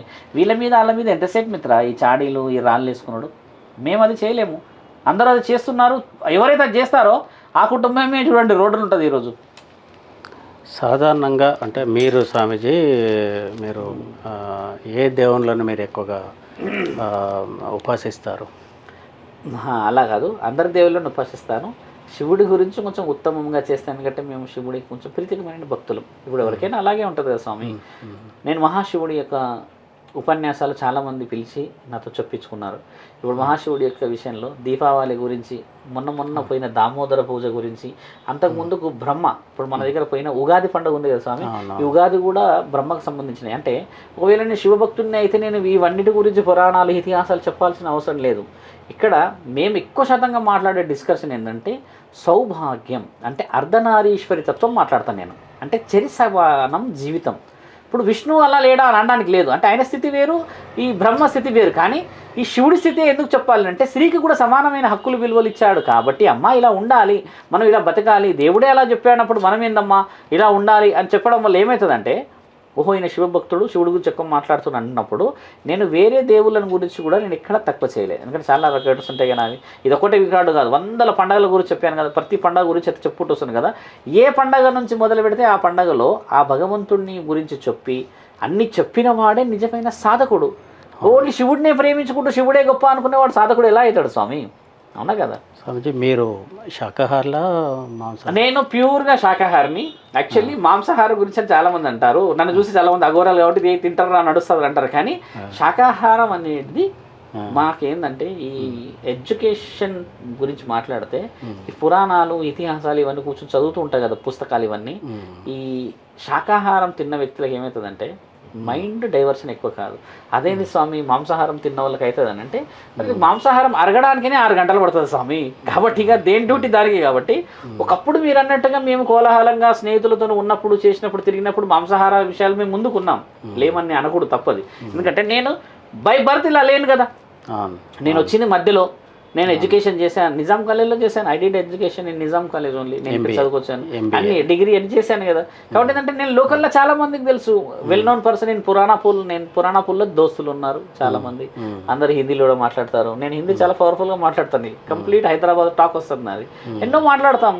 కానీ ఈరోజు ధర్మం వైపు మనం ప్రయాణం చేసామనంటే జీవిత లక్ష్యం పరమాత్మ టర్నింగ్ చేస్తున్న ఆ టర్నింగ్ పాయింట్ని ఉపయోగించుకున్నాను. ఏమిత్రా ఇప్పుడు జీతము బాధ్యతలు ఆలోచించుకుంటే, నేను ఆ రోజు 5 సంవత్సరాలు 6 సంవత్సరాల క్రితం జీతాన్ని వదిలేస్తే ఈరోజు నాకు 6-7 లక్షలు వచ్చేది నెలకి. కానీ అది లక్ష్యం కాదనుకున్నాడు కదా పరమశివుడు. దానికి నేను విలువిస్తున్నాను, ఎందుకంటే ఆయనకు తెలియంది అయితే ముందుకు పోలేం కదా మిత్రమా. అందుకని మా ఆలోచన అంతా ఏంటంటే, మేము శివభక్తులం అనడానికంటే ముందు మనము సౌభాగ్యవతులని ఇంటి కుటుంబాన్ని కాపాడిన మామూలు మనుషులం అని చెప్పుకోవడం గొప్ప. శివభక్తులం అని విర్రవీగితే మనకేమొస్తుంది చెప్పండి? నీ ఇల్లు నీ సంసారం బాగుంటే అయిపోద్దా? కాదు కదా స్వామి. అందరు కలిసి ఉండాలనేది జగద్గురు ఆదిశంకరాచార్య చెప్పింది ఏంటంటే, నిత్యం నిర్మలంగా ఉండాలంటే అంతరాత్మని గెలవాలి. అందుకే మహాముఖంటి కన్ను తెరవాడు ఇంతవరకు. ఎందుకంటే ఆయన ఇలా పెట్టి ఏం చూస్తాడు తెలుసా స్వామి? ఆయన ప్రతి కడపలో ఏం జరుగుతుందో చూస్తాడు. ఆయన ఇది రాస్తుంది కావాలంటే చూడండి. ఆయన కళ్ళెందుకు మూసుకుంటాడు అంటే ఈ కష్ట సుఖాలను చూడలేకపోతాడేమో అని చెప్పి, నా కుటుంబం ఏం చేస్తుంది అన్న ఉద్దేశంలో 3 కన్నులలో ఒక కన్ను కొంచెం తెరిచి ఉంటుంది. ఈ కన్నును గమనించండి. అది ఎందుకు తెరిచి ఉంటుంది తెలుసా మిత్ర? కొన్ని కష్టాలు వేరే డెప్త్ వచ్చిన సందర్భాల్లో భూమి కూడా మునిగిపోయింది. అంధకాసురుడి వల్ల భూమి మునిగింది ఒకసారి. ఆ భూమి మునిగినప్పుడు పరమాత్ముడు ఎన్నో కష్టాలని ఈ ఆడపిల్లలపై, సంసారాలపై, వాళ్ళపై వీళ్ళపై అన్నీ జరుగుతున్న ఈ విషయాలలో ఆయన ఆవేశాన్ని కంట్రోల్ చేసుకొని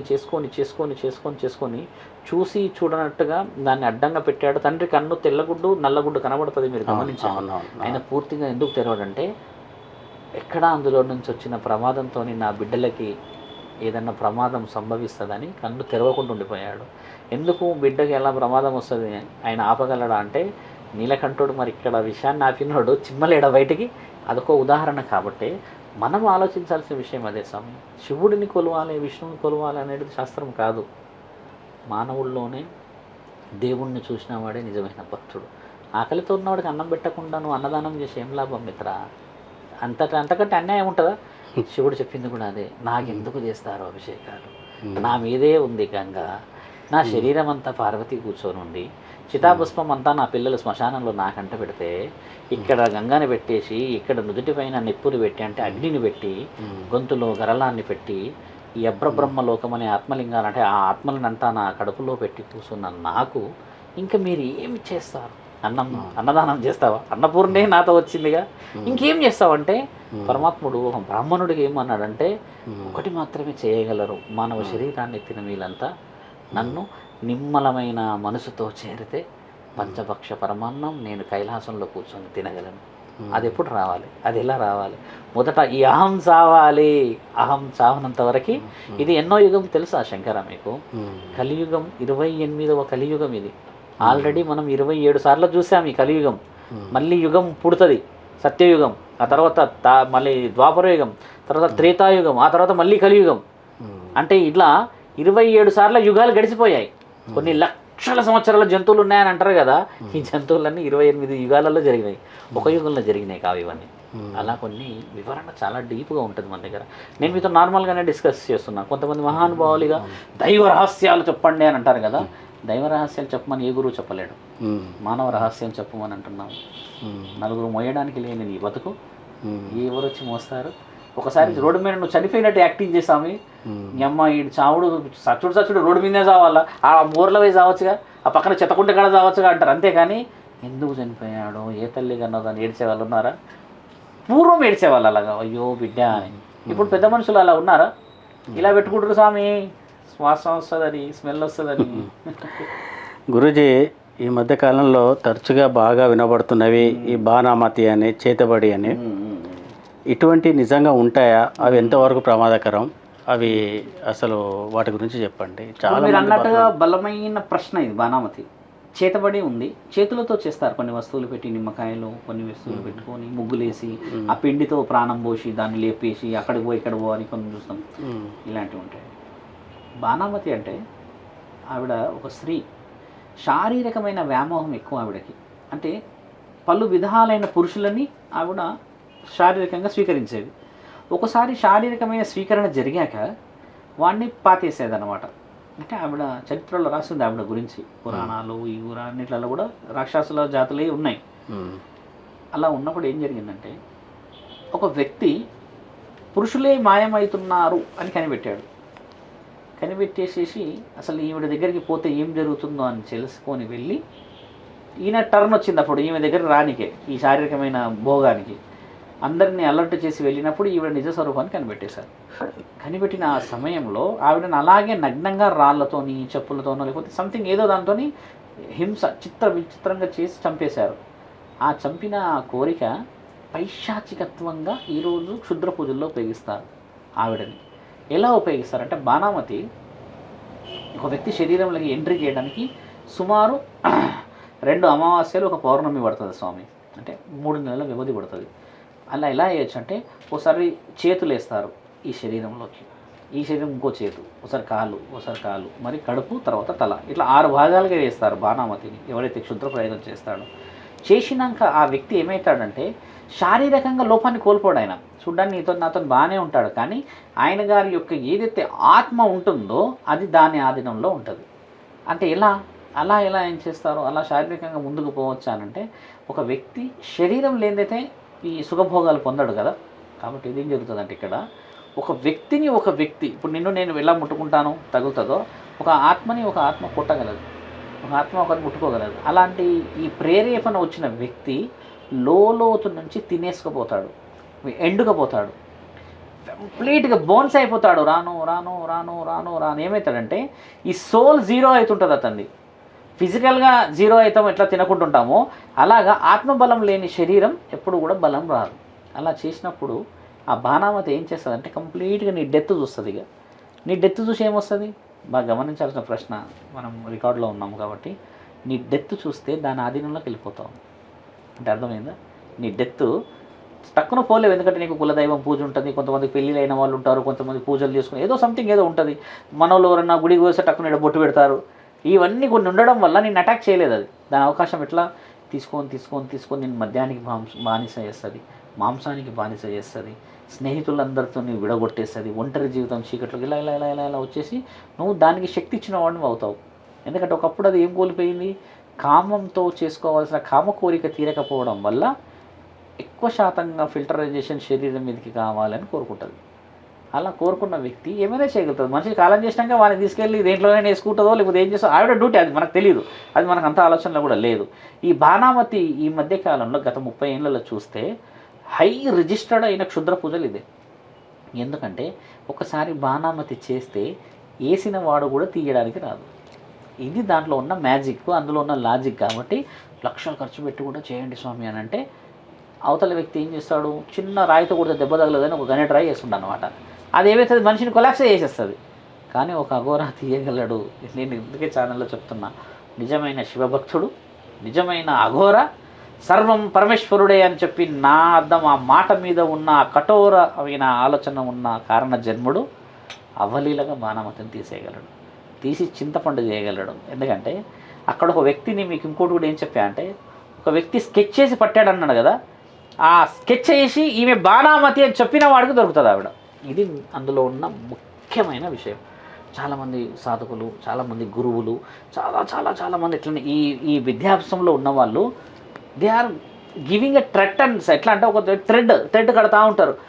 ఈ అమావాస్యకి పూజ చేస్తా బాగా అయిపోద్ది, ఈ పూర్ణమి రోజు పూజ చేస్తా బాగా అయిపోద్ది అంటే నీకు తెలియనంత వరకు దానికి మనం ఏమీ చేయలేం. ఏ రోజైతే నీకు తెలిసిపోతుందో మిత్ర, అది నీ చేతిలోకి వచ్చేస్తుంది. ఎందుకంటే రహస్యాన్ని కనిపెట్టేసావు కదా. ఈ రహస్యం కనిపెట్టేటోళ్ళే ఈ రోజుల్లో డిజిట్స్లో ఉన్నారు, నిజమైన సాధకులు లేరు. అలా బాణామతిది అన్నారు కాబట్టి చెప్తున్నా. అలా 22 రకాల క్షుద్ర పూజలు ఉన్నాయి ఇందులో. డాకిని, శాకిని, శంకిని, రక్తపిశాచి, పిశాచి, ఆత్మ, ప్రేతాత్మ, వాళ్ళకంటూ ఇలా కొన్ని వచ్చి మోహిని, జగన్మోహిని, ఇట్లా కొన్ని రకాలన్నీ ఎందుకు వచ్చాయి అంటే, ఇప్పుడు నీవు నేనున్నాం, ఇందులో ఇంకెవరు ఉన్నారు చెప్పండి? మానవ శరీరం అంటే పట్టభద్రులు ఉన్నారు, డిగ్రీలు ఉన్నారు, మాస్టర్ డిగ్రీస్ ఉన్నారు, కీ డిగ్రీస్ ఉన్నారు, ఫెలోషిప్స్ ఉన్నారు, స్పెషలిస్టులు ఉన్నారు. ఇలా మనం శరీరంలో మంచంలో ఎట్లా ఉన్నామో ఆత్మలో అట్లున్నారు వాళ్ళు. దేవుళ్ళే చూసుకుందాం, లక్ష్మీమాత ఉంది, సరస్వతి మాత ఉంది, ఇంకెవరెవరో 3 కోటి దేవతలు ఉన్నారు కదా. రాక్షసులు కూడా అలానే ఉంటారు. అలాయని స్వామి మీకు ఎలా తెలుసు? వాళ్ళందరూ మీ క్లాస్మేట్స్ అంటారు ఇప్పుడు కామెంట్లలో. వాళ్ళ క్లాస్మేట్స్ కాదు. ఒక క్షుద్ర ప్రయోగం అనేది ఆ రోజు దేవతలకి, తర్వాత అసురులకి, రాక్షసులకి మధ్యలో జరిగినదే మహాయుద్ధం, సాగర సంగమం. అక్కడే రుజువైంది కదా దయ్యాలు ఉన్నాయని, అక్కడే రుజువైంది కదా రాక్షసులు ఉన్నాయని, అక్కడే రుజువైంది కదా దేవతలు ఉన్నాయని. అమృతం తాగేది దేవతలు అన్ని చిరంజీవి అయ్యారు. అమృతం తాగిన వాళ్ళంతా వీళ్ళు మమ్మల్ని ఓడగట్టి అమృతం తాగుతారని పగగట్టిన వాళ్ళంతా క్షుద్ర ప్రయోగాలు చేయడానికి బయలుదేరారు. అంటే దయ్యం, ఒక క్షుద్రం, ఒక అధర్మం అనేది ఉందని చెప్తున్నా మీకు నేను. గురుజీ, ఇప్పుడు ఏదైనా చేతబడి మా పైన ప్రయోగం జరిగిందని కానీ, బాణామతి మా పైన ప్రయోగం జరిగింది కానీ ఎట్లా తెలుసుకునేది? ఇప్పుడు బాణామతి అనేది మీ పైన జరగడానికి అవకాశం ఉండదు. 50 సంవత్సరాలు దాటితే చేయనికి రాదు. అది 45 సంవత్సరాలు దాటకుండా. బాణామతి యంగ్స్టర్స్ మీద చేస్తారు. బలంగా ఉన్న వ్యక్తులకి, బాగా ముచ్చటగా ఉన్న ఆడవాళ్ళకి చేస్తారు. ఉద్యోగంలో బాగా సెటిల్ అయ్యి, ఫైనాన్స్ పరంగా బాగా సెటిల్ అయ్యి మంచిగా ఎదుగుతాడేమో, ర్యాంకర్ అవుతాడు. ఏంటి అప్పుడు ప్రయోగం చేయించిన తర్వాత ఏం సిమ్టమ్స్ కనబడుతుంది? అలాంటి ఆ సిమ్టమ్స్ కనపడేది ఉండదు. ఇంకా ఈజ్ అబ్సల్యూట్ జీరో పర్సనాలిటీగా బయటికి వెళ్ళాడు. మీరందరూ ఎక్కడైనా పోతా అంటే మీతో రాడు, ఇంట్లోనే ఉంటా అంటే ఒక్కడే ఉంటాడు. ఇక మానసికంగానే ఉంటాడు. ఇక శారీరకంగా బయటికి కదిలే అవకాశం ఉండదు. నువ్వు బెడ్ మీద ఉన్నావు అంటే బెడ్ మీద నుంచి లేవడానికి, అది తినవు అని అంటే శాస్త్రానికి ఒక రొట్టె తింటావు, అందరు 10 తింటే. అందరు కలిసి ఇంత అన్నం వేసుకొని తింటే నువ్వు ఇంతే అన్నం తింటావు. నీకు బలం అనేది ఉండదు. ఒకవేళ మద్యం తాగే అలవాటు ఒకవేళ పురుషులకు ఉంటే ఆ మద్యమే కంటిన్యూ తాగుతూ ఉంటారు కూర్చొని. అది కూడా ఎట్లా అంటే నిద్రపోతారా, లేస్తారా, డైరెక్ట్ మద్యం కాడికి వెళ్ళిపోతారు. అంటే ఇంటర్నల్గా ఆర్గాన్స్ డిస్టర్బెన్స్ అవుతుంటుంది. కొంతమంది స్త్రీలు పీక్తుంటారు ఇంటికల్. ఇలా మీరు గమనించండి. మనం రిజిస్టర్ చేస్తాం ఇవన్నీ. ఇప్పుడు మనం మాట్లాడుకుంటున్న దాంట్లో ఏంటంటే వెరీ ఫ్యాక్ట్ డిస్కషన్స్. గురువుల దగ్గరికి వచ్చినప్పుడు వాళ్ళు ఏం చేస్తారంటే నవ్వుతూ ఉంటారు, ఏం చేస్తావు నువ్వు అని. మనం ఏమంటాం, ఏందమ్మా అంత బాగానే ఉంది కదా ఈవిడ అని. మనం అంటే కాదు గురువు గారు, ఇంట్లో ఆవిడ మాట్లాడదు అని అంటారు. మనం లైవ్ ఎగ్జాంపుల్ ఏం చెప్పుకోవచ్చు అంటే, ఒక దగ్గరికి వెళ్ళాం పూజ అంటే, మీకు ఇండైరెక్ట్గా అర్థం కావచ్చు. ఆయన గారు మాట్లాడే లాంగ్వేజ్ అంతా Tamilan language, but he born in Andhra. ఇప్పుడు ఆయన ఆంధ్ర మనిషి, ఆంధ్ర చదువుకున్నవాడు తమిళ ఎట్లా మాట్లాడతాడు సడన్గా అంటే? స్నేహితులు ఉన్నారా? లేరు. మరి ఏం చేస్తున్నాడంటే ఆయన తిట్టేటప్పుడు మాత్రమే కోపంలో తమిళ్లో తిడుతున్నాడు అని అన్న మాట వచ్చింది అని అంటే, దాంట్లో ఒక విధంగా సైకాట్రిక్గా ప్రాబ్లం కనబడింది అని అంటే, ఆ ప్రాబ్లం అనేది ఎలా జరిగింది? సైకాట్రిక్ ప్రాబ్లం అంటే ఈ లాంగ్వేజ్ ప్రాబ్లమో, ఈ న్యూరలాజికల్ ప్రాబ్లమో కనబడాలి. కానీ వాట్ అబౌట్ లాంగ్వేజ్? క్షుద్ర ప్రయోగం ఎందుకు జరిగింది, ఎలా జరిగింది? ఆయన ఉంటుందా స్వామి అని అంటే 100 సినిమాల్లో చూయించారు. అంతేగాని సినిమా ప్రొడక్టర్కి ఎలా తెలుస్తుంది ఒక దయ్యం ఉందని? నిజ జీవితంలో సంఘటనలే వాళ్ళు రాశారే కానీ వాళ్ళు ఎవరైనా క్రియేట్ చేసి చంద్రముఖి ఉన్నది అని చెప్పారా? చంద్రముఖిని చూసిన తర్వాత, హిస్టారికల్ బుక్స్ చదివిన తర్వాతనే వాళ్ళు అక్కడ సినిమా తీయగలిగారు. బాహుబలి ఎక్కడో లండన్లో అయినా చదువుతున్నప్పుడు ఈ స్టోరీ ఉందంట, బోధాన్ల మహారాజు కథ అని చెప్పారు కదా. వీళ్ళు ఓన్గా ఏదైనా క్రియేట్ చేశారా స్వామి? క్రియేట్ చేయడానికి రాదు. ఇవన్నీ రుజువు చేయబడినది. గురుజీ, ఇప్పుడు మనకు ఎవరు చేయించారు ఇది అన్నది కూడా రక్త సంబంధికులు మాత్రమే చేయించగలరు. ఎలా? నువ్వు నాకు బెస్ట్ ఫ్రెండ్ అనుకుందాం మిత్ర, I know about you very well. నీతో తినగలను, కొట్లాడగలను, గుద్దగలను, ఏదైనా చేయగలుగుతాను ఇష్టంగా మాత్రమే. కానీ నేను బాధ పెడతా అనుకో, అది శరీరాన్ని వరకే బాధ అవుతుంది, కానీ మనస్సుకి అత్తుకుండవచ్చు. మళ్ళీ నీ దగ్గర నుంచి నేను వచ్చి క్షమాపణ అనగానే ఓకే లేరా నువ్వు నేను అనుకున్నాం అనవచ్చు. రక్త సంబంధికులు ఈ మేనత్తలు, మేనబాబాలు కానీ, మేనమామలే కానీ, మనకు సంబంధించిన ఈ వ్యక్తులు ఏం చేస్తారంటే మిత్ర, నీ పతనం చూస్తారు వాళ్ళు.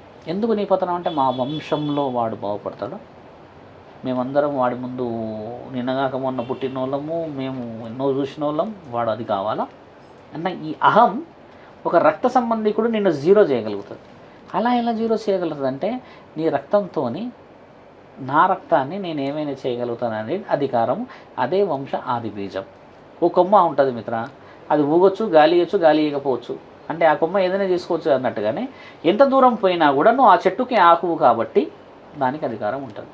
ఇది ఎందుకు ఉంటుంది స్వామి అన్న ప్రశ్న చాలామంది అడిగితే ఎలా చెప్తా అంటే, నీ గురించి వెరీ క్లోజ్ మానిటరింగ్ 1000% నీ రక్త సంబంధమే చేయగలదు.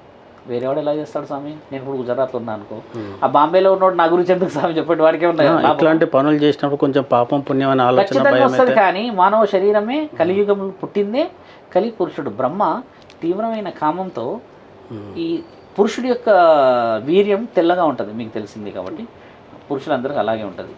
బ్రహ్మ ఒక చెడు కోరిక కామం గురించి వచ్చినప్పుడు ఆ వీర్యం అనేది నలుపు రంగులో వచ్చింది. అంటే బ్రహ్మ యాక్చువల్లీ స్థితిగతి ఏంది? బ్రహ్మ విష్ణు పరమేశ్వరు అంటే ఉన్నత స్థితి కదా. అలాంటి వాడికి కామం అనేది రావడం చేత ఆయన వీర్యం కూడా చెడుగా బయటికి నలుపు రంగుతో వచ్చిన ఆ ద్రవం నుంచి పుట్టినవాడు కలిపురుషుడు. ఈ పేరు యుగమే కలియుగం. అంటే మన ఆలోచనలు కూడా, మనం కలిపురుషులకు సంబంధించిన వారసులం కాదు ఇక్కడ. ఆ కలి ఏం చేస్తాడంటే ఈ యుగంలో నిన్ను చెడగొడతా ఉంటాడు, నిన్ను మంచి చేయనీయడు. అంటే ఇక్కడ ఎవరు పాపం పుణ్యం చూస్తున్నారంటే, ఈ యుగంలో పాపం పుణ్యం లెక్క పెట్టడానికి లేదు. ఇక్కడ లెక్క పెట్టేది కేవలం నాకు వచ్చే లాభం. బాగా గమనించి చూడండి, నా లాభం ఏమిటి? సంపుతామా? సంపుతే ఎంత వస్తుందో, వాడు ఉంటాడా, ఉంటే ఎంత వస్తుందో, పెళ్ళి చేస్తే ఎన్ని లక్షలు పోతాయో, లేచిపోతే ఈ డిస్కషన్స్ లేవా? ఓవరాల్గా ఫ్యామిలీలో అయ్యేటే కదా. ఇప్పుడు ఎడ్యుకేట్ చేయాలంటే స్వామి అమెరికా పోవడానికి 30 లక్షలు పెడతారు కుటుంబాలు. అంటే ఈ 30 లక్షలకు వాళ్ళు అప్పు చేసి ఎన్నో చేసి ఆశకే పెడుతున్నారు కదా. వాడేదో ఇక్కడే చేసుకొని జాబ్ చేయొచ్చు కదా. మీరు అన్నట్టు వాళ్ళ పాపం పుణ్యం ఉన్నదంటే కలియుగమే చెడుగా పుట్టింది అని చెప్తున్నాను మీకు నేను. కాబట్టి ఓకే గురూజీ, ఇప్పుడు ఇట్లాంటి సమస్యలు వచ్చిన వాళ్ళు వాటికి పరిష్కార మార్గంగా కూడా ఎవరైనా గురువులు సంప్రదించాలంటే దాదాపు 90% ఫేక్ గురువులు ఉండడం.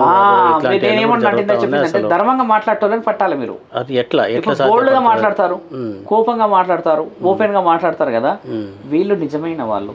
అమ్మ అని సంబోధించని వాళ్ళతో మాట్లాడకూడదు. నీ కళ్ళల్లో కళ్ళు పెట్టి చూసిన వాళ్ళతో మాట్లాడాలి. అమ్మ సమస్య చెప్పు తల్లి, ఎందుకలా, అందరూ నేను కూడా నీకు కొడుకు లాంటి మంచిగా ఉండాలి ఇట్లా అని చెప్పుకుంటూ కొంతమంది గురువులు ఆధ్యాత్మికంగా చెప్తారు కదా. మన వాళ్ళు వాళ్ళని నమ్మరు మిత్ర.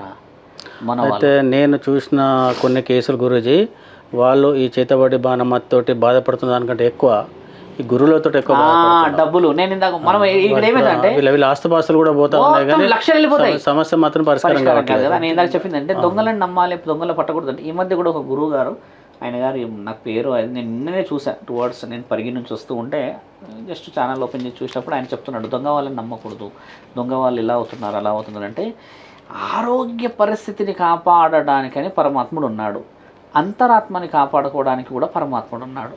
ఇప్పుడు నువ్వు దేన్ని కాపాడుకోవాలి అంటే ఏం తెలుసా మిత్ర? నీ నాలుక కాపాడుకోవాలి. నీ నాలుక పదునుగా లేనంత వరకు, నీ కుటుంబంలో నీకు విలువ లేనంత వరకు దొంగ బాబాల దగ్గరికి నువ్వు తప్పకుండా పోతావు. పోయిన వాడి దగ్గర కొంచెం వస్తుంది, దానికి 5% 10% ఏదో వస్తుంది, గాలిని పట్టడమో దయాన్ని పట్టడం పోతే ఏదో చేయనికి వస్తుంది కదా. ఇక వాడు కూర్చొని అందరి జీవితాలు సర్వనాశనం చేస్తాడు స్వామి. ఒక నిజమైన గురువు ఏం చేస్తాడంటే, ప్రేమ అంటే ఏం తెలుసా మిత్ర? నాకు ఒక అమ్మాయి చెప్పింది 2007, 8, 9 అనుకుంటా. ఏమన్నా తెలుసా స్వామి? నిజమైన ప్రేమ అంటే ఇట్లా పీకి పిశాచిలాగా ఎంబడిపడి ఫోన్ చేసి నువ్వేడున్నావు, నేనేడున్నావు, తిన్నావా, ఉన్నావా, కలుస్తావా చెప్పి కాల్చక తినడం కాదురా ఎదవా. నిజమైన ప్రేమ అంటే నువ్వు 7 సముద్రాల లోకంలో ఉన్నా నువ్వు బాగుంటే చాలు అని అనుకునేవాడు అన్న ఆ మాట కొన్ని లక్షల కుటుంబాలకు చెప్పి, నేను ఎవరైతే చెప్పారో ఆ వ్యక్తిని శాశ్వతంగా ఆ విషయంలో నేను ఇప్పటికీ సహకరిస్తా. వెరీ రైట్ వాడు. అది మంచిగా ఉండాలని కోరుకోవాల్సింది వదిలిపెట్టి ఆవిడ మీ ఏ హక్కు ఉన్నదా ఊకే పొడిచే హక్కు మీరు అన్నట్టుగానే ఎవరైతే ఓపెన్గా చెప్తారో వారిని నమ్మం ఇక్కడ మనం.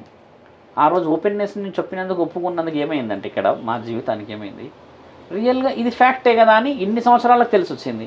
ఇక్కడ ఒక గురువు నీకు ఇదమ్మా సమస్య అంటే ఏం చేస్తారు తెలుసా, ఈయన భయపడుతున్నాడేమో అని వీళ్ళ గుసగుసలాడతారు. నిజంగా ఆయన ఒక గురువు నిన్ను భయపెట్టాడు మిత్ర. ధర్మంగా ఈ విషయం నేను ఒప్పుతాను. నాకు ఎవరు డెబిట్కి వచ్చినా ఎవరు వచ్చినా నేను సిద్ధమే. భయపడిపించేవాడు గురువు కాదు మిత్ర. వాడి దగ్గర విద్య లేదని అర్థం. రాతల్లి పరమశివుడు మందు వ్యాధి పుట్టక ముందుకే పెట్టాడు. నీదొక వ్యాధ అమ్మ కూర్చోమ్మ అని అన్నప్పుడు ఆ గురువుకి నువ్వు విలువిచ్చి కాళ్ళకు మొక్కి స్వామి కాపాడండి అన్నవాడు. అది రావుడే నీ మీద దయ్యమున్నది ఓ ఇట్లా ఊపుతుంటారు కదా. ఇక ఆయన ఎక్కడ లేని గురువు ఇక పడుతుంటాయి ఆడ రాసులు అది ఇది పడుతుంటాయి. 3 నెలలకి మళ్ళీ ఈవిడ మళ్ళీ ఇంకో గురువు దగ్గర కనబడుతుంది. నిజమైన వాడు నికాస్గా చెప్తాడు, సమస్య ఇది, ఇంత ముందుకెళ్ళు, ఈ విధంగా చేద్దాం, నువ్వు ఓకే అంటే ముందుకు రా తల్లి, లేదంటే నిమ్మలంగా ఉండు, ఆయుష్మాన్ భవ అంటారు అంతే. అలా కాకుండా నిన్ను భయపడిపించి ఒకడు ఏమన్నాడంట, ఓ స్త్రీ చెప్తూ ఉంది మాకు ఆ మధ్య, ఆయన గారు నన్ను పిలిచాడు స్వామి సపరేట్గా అంటే. ఎందుకమ్మా పోయారంటే, లేదు ఆయనకు నేను కావాలంట. ఎవడన్నా గురువులు అడుగుతారా స్వామి శరీరం? నువ్వు ఎవడివి అసలు అడగడానికి? అసలు నీకు ఏ అర్హత ఉందని? ఇవన్నీ వేసుకొని కాషాయం బట్టలు వేసుకొని రుద్రాక్షలు వేసుకొని బొట్టంతా పెట్టుకొని అడిగేది కామమా? చెప్పుతో కొట్టకపోయావా అమ్మా అని అంటే, అమ్మ నాకు భయమే వచ్చేసానంట. అలా చాలామంది మోసపోతున్నారు. అలాగే ఈ మధ్య బ్రహ్మకుమారీస్లో ఏం జరుగుతుంది, నేనే శివుడిని అని అంటే శివుడి దగ్గర పోతున్నారంటే ఎక్కడి దాష్టికం శంకరా? నా తండ్రి పార్వతీ పరమేశ్వరుడు చెప్పిన మాట ఏంటనంటే, అర్ధనారీశ్వరి తత్వం ఇచ్చి నెత్తిలో గంగ ఉంది, తర్వాత శరీరంలో పార్వతీమాత ఉందని చెప్పిన నా తండ్రి పరమాత్ముడు ఇంటింట భిక్షాట చేస్తే ఆయన శరీరం మీదకి వచ్చి చేస్తాడా? లోపం ఎవరిది ఇక్కడ? నువ్వు నమ్మినది లోపమే కదా. వాడు తెలివైన వాడే, వాడి వల్ల నువ్వు మోసపోయావు అంటే నీకు తెలివి ఎక్కడ పోయింది?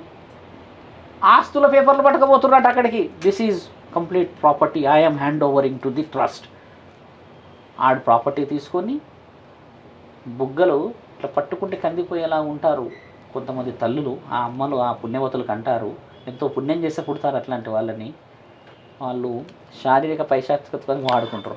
దీని వెనుక బలమైన కారణాలు ఎవడున్నా కారణ జన్ముడు వచ్చిన తర్వాత కారణం పరమాత్ముడు చూసుకుంటాడు. సమయం కోసం ఎదురు చూస్తున్నారు చాలామంది. ఎందుకు ఎక్కడ సమయం గురూజీ? వాళ్ళు ప్రపంచవ్యాప్తంగా వీళ్ళంతా మారతలేరు. ప్రపంచవ్యాప్తంగా ఉంటే ప్రపంచం వందల ఆశ్రమాలు నిర్వహిస్తూ కొన్ని లక్షల ఆశ్రమాలు ఉన్నాయి శంకర. నిజం బయటకు వస్తుంది కదా, ఇప్పుడు చాలా మంది వస్తున్నారు కదా, చాలా మంది ఎదుర్కొంటారు. రాను అవుతాయేమో సమస్యలు. ఇప్పుడు ఉన్నాయి, 100 మంది ఉన్నారు, చాలా మంది ఉన్నారు.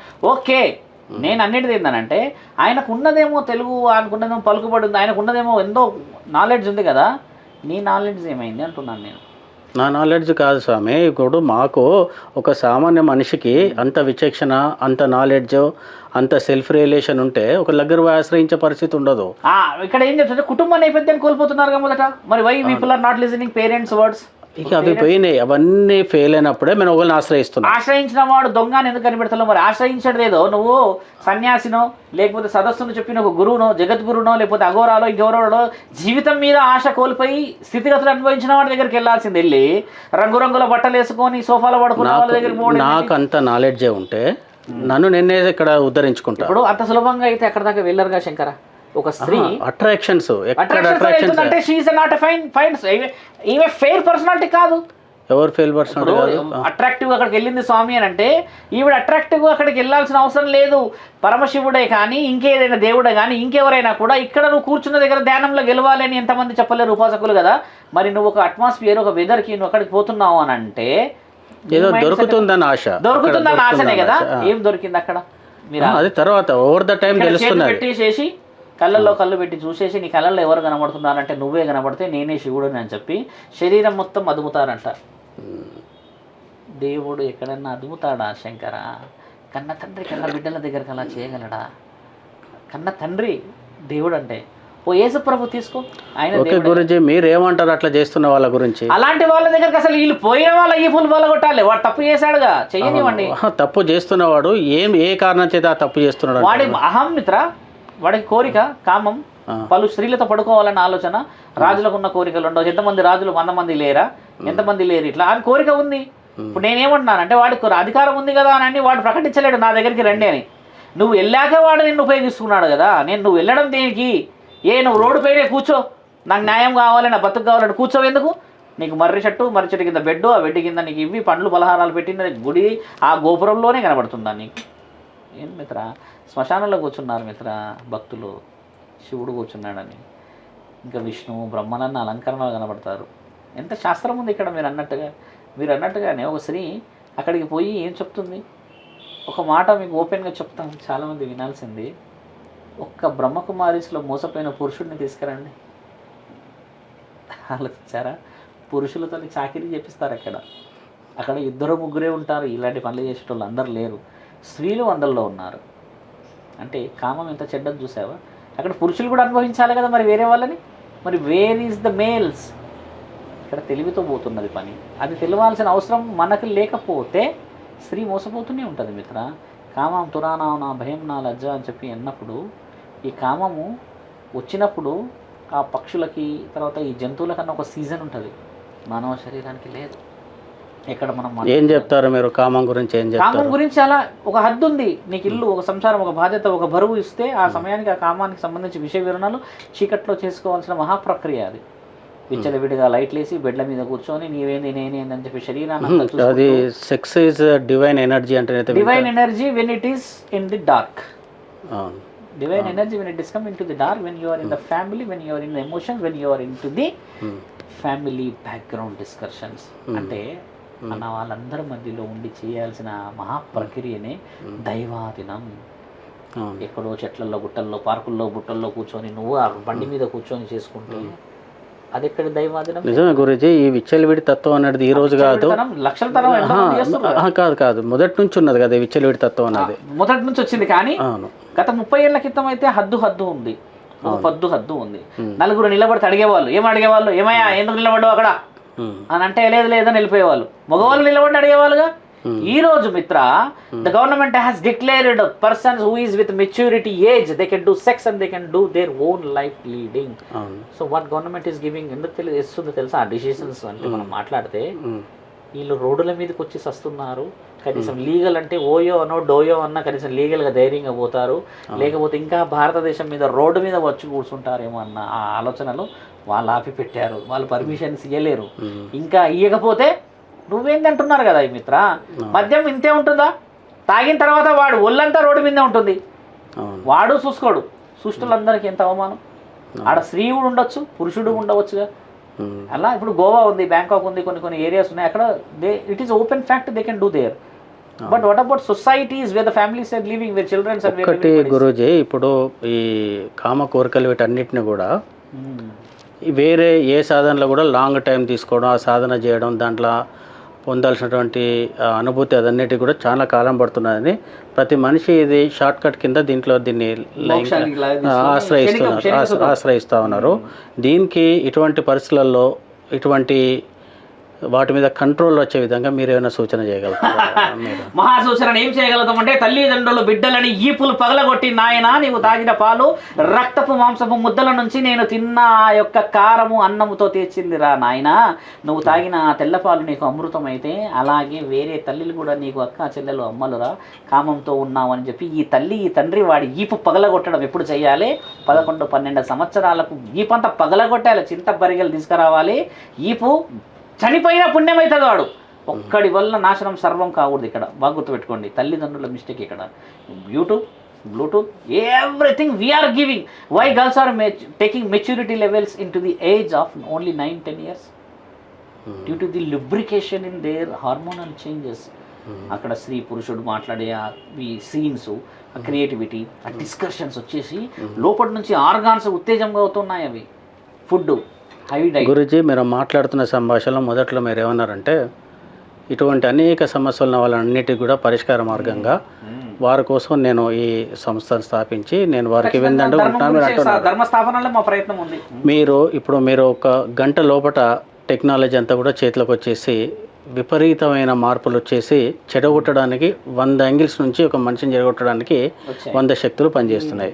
వీటి ముందట మీ సాధన, మీ శక్తి, మీ ప్రయత్నాలు ఎంతవరకు ఫలిస్తాయని మీరు నమ్ముతున్నారు? ఇప్పుడు యంగ్స్టర్స్ రావట్లేదు ఇక్కడికి, ఆల్రెడీ అలసిపోయిన తర్వాత వస్తున్నారు. 26 సంవత్సరాలకు 2 బిడ్డల్ని కన్నాక, భర్తను కోల్పోయినాకనో లేకపోతే ఏదో సంథింగ్ అయినా వస్తున్నప్పుడు చెప్పేది ఏంటంటే, వాళ్ళని తయారు చేయండి అమ్మా, 30 ఏళ్ళ క్రితం మీ అమ్మ నాన్న చేయలేరు కదా, కనీసం మీరన్నా నిద్ర లేచి వాళ్ళని నేర్పించండి. తర్వాత మీరు సచ్చినాక మీ చిత్రపటాన్ని చూసన్నా మా అమ్మ మా నాన్న పుణ్యవతులు అనుకున్న ప్రతి స్త్రీ నాతో చెప్పిన ఒకే ఒక్క మాట, మా ఊపిరిన్నంత వరకు ధర్మ ప్రయత్నం చేస్తాం స్వామి, తర్వాత వాళ్ళ ఇష్టం. అలా ఎంతమంది స్త్రీలు ఈరోజు అంటుర్రు, మీరు ఆలోచించారు. దీపం పెట్టరు మిత్ర, ఇంట్లో గడపకి పసుపు పెట్టరు శంకర. ఆడవాళ్ళ కాళ్ళకి పసుపు పెట్టుకోరు స్వామి. నేను రాగానే ఏమడుగుతా తెలుసా, పసుపు పెట్టుకోలే అంటే పసుపా స్వామి ఉరుకుతున్నా అంటారు. ఏమి యాక్టింగ్లు చేస్తారో ఏంది స్వామి? దినచర్య అవసరం లేదా స్వామి? దినచర్య పెట్టుకోవాల్సిన అవసరం లేదా? ఈ పసుపు పెట్టుకొని గతంలో స్నానాలు చేశారు కదా, మరి మీ అమ్మ మీ నాన్నమ్మలు ఎందుకు చేశారు? వాళ్ళు పిచ్చోళ్ళు అయి చేశారా? ఇప్పుడు శరీరంలో ఇన్ని రోగాలు వస్తున్నాయి మీకు, మీ శరీరాన్ని కాపాడుకోమని చెప్తున్నప్పుడు మరి ఇంకిత జ్ఞానం లేదా? పసుపు రాసుకుంటే ఈవిడని చూసే ఆ ఐ కాంటాక్ట్ వేరేలా ఉంటుందంట. ఇప్పుడు నువ్వు చెప్పులు వేసుకొని సాక్స్లు వేసుకొని నువ్వు పెళ్ళయిందని అంటావు, వీడనేమో పుస్తలతాను కనబడదు, కాళ్ళకి మెట్టెలు ఉండవు.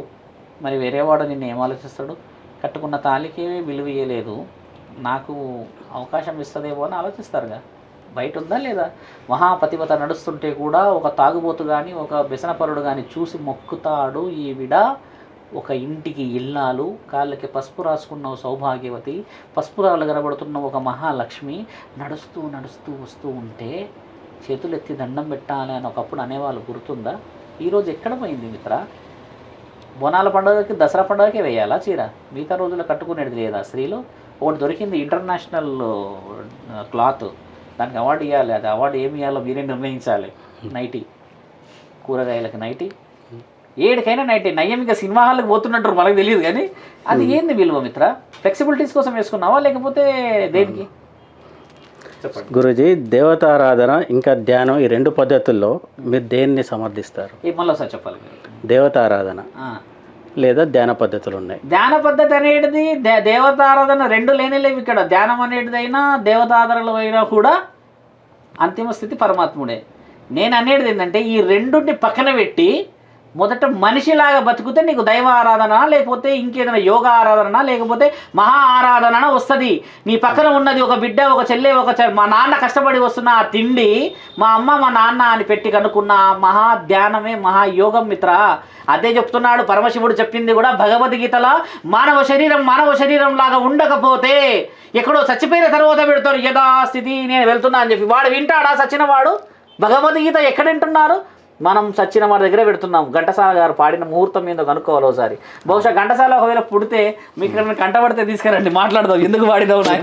వాయిస్ వినబడగానే మనిషి చనిపోయాడని బయటకు వస్తున్నాం. ఇంతకుముందు చప్పుడుకి వచ్చేది, వాయిస్ నిలబడుతుంది. మనం పోదురా మీ ఇంట్లోకి వెళ్ళిపోకుండా ఈ గిళ్ళకి వెళ్ళిపోండి అంటున్నారు. అంటే భగవద్గీత మానవ జీవిత రహస్యాల సంపుటి. చావు వచ్చినా కూడా ఏ విధంగా గెలవాలి ఈ జీవిత లక్ష్యం అని చెప్పి భగవద్గీత చెప్తే చెవులే వినబడను చచ్చిపోయేవాడి దగ్గర పెడుతున్నాముగా మిత్ర. మీరు అన్నది ఏంటంటే అసమైన ధ్యానం, దేవతారాధన, మనస్సాక్షి. అది లేనిది ఏ సాక్ష్యం పని చేయదు మిత్ర. ఒక్క మాట, నేను ఇంత ఇంటర్వ్యూ నన్ను అడిగావు కదా, ఒక క్వశ్చన్ నేను అడుగుతా, మీరు బోల్డ్గా ఆన్సర్ ఇవ్వండి. మన దగ్గర స్వర్ణ విగ్రహాలు ఉన్నాయి, బంగారంతో వెండితో విగ్రహాలు ఉన్నాయి, చాలా చాలా వజ్ర వేడిలతో పొదుగున్న వెంకటేశ్వర స్వామి విగ్రహం ఉంది కదా. ఒక్క నీటి ఒట్టు తాగాడా? తాగలేడు కదా. ఎక్కడన్నా నైవేద్యం స్వీకరించలేడు కదా. దేవుడి పేరు చెప్పి బతుకుతున్న మనందరినీ ఇంకా ఏమీ ఎందుకు అనలేడు తెలుసా మిత్ర? ఆయనకన్నా పిల్లలమని మనం. మరి ఆయనకి మనం ఏం చేస్తున్నాం? నిజమైన సహాయం ఉన్నవాడు కూడా చేయట్లేదు.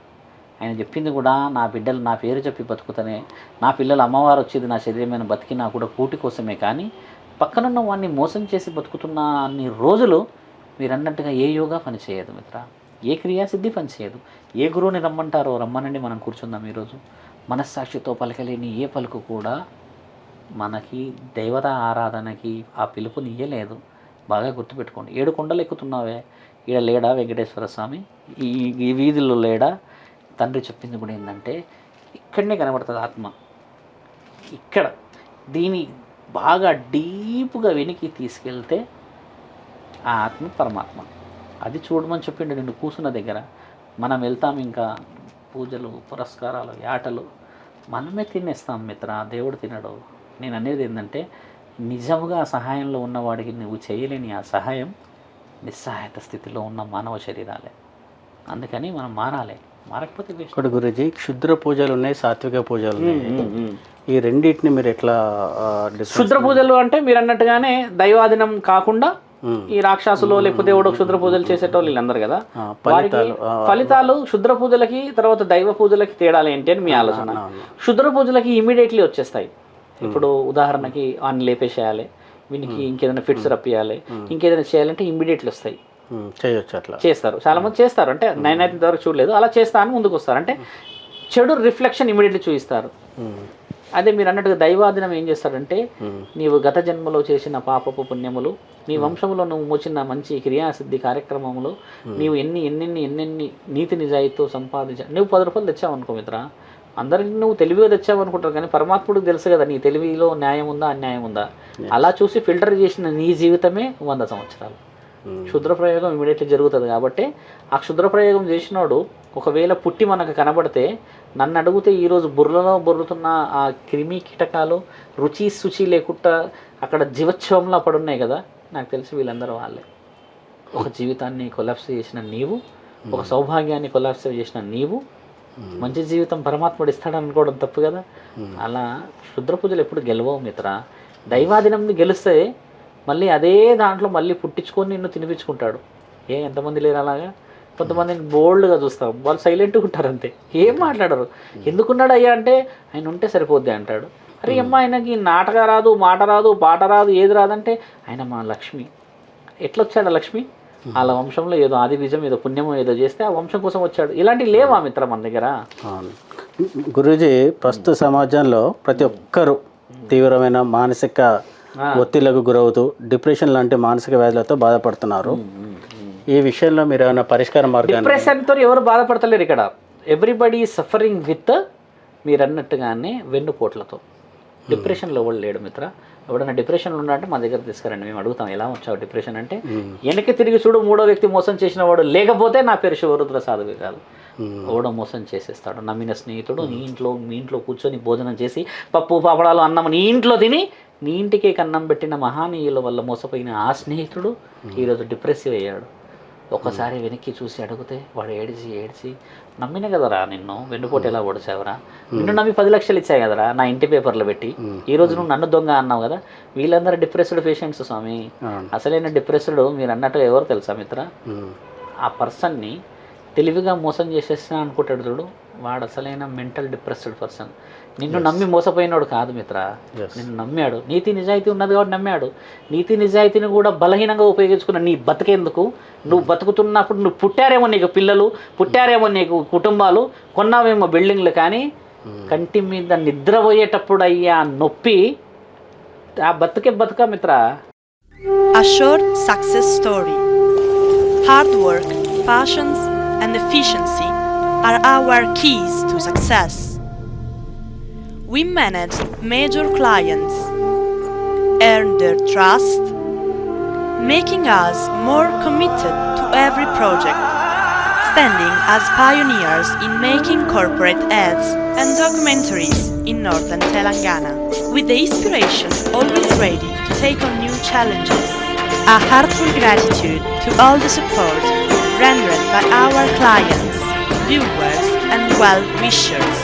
See a reflection of your ideas, ideologies, and emotions in our concepts. Satya Shodhana Films, Private Limited, a relentless pursuit for reality.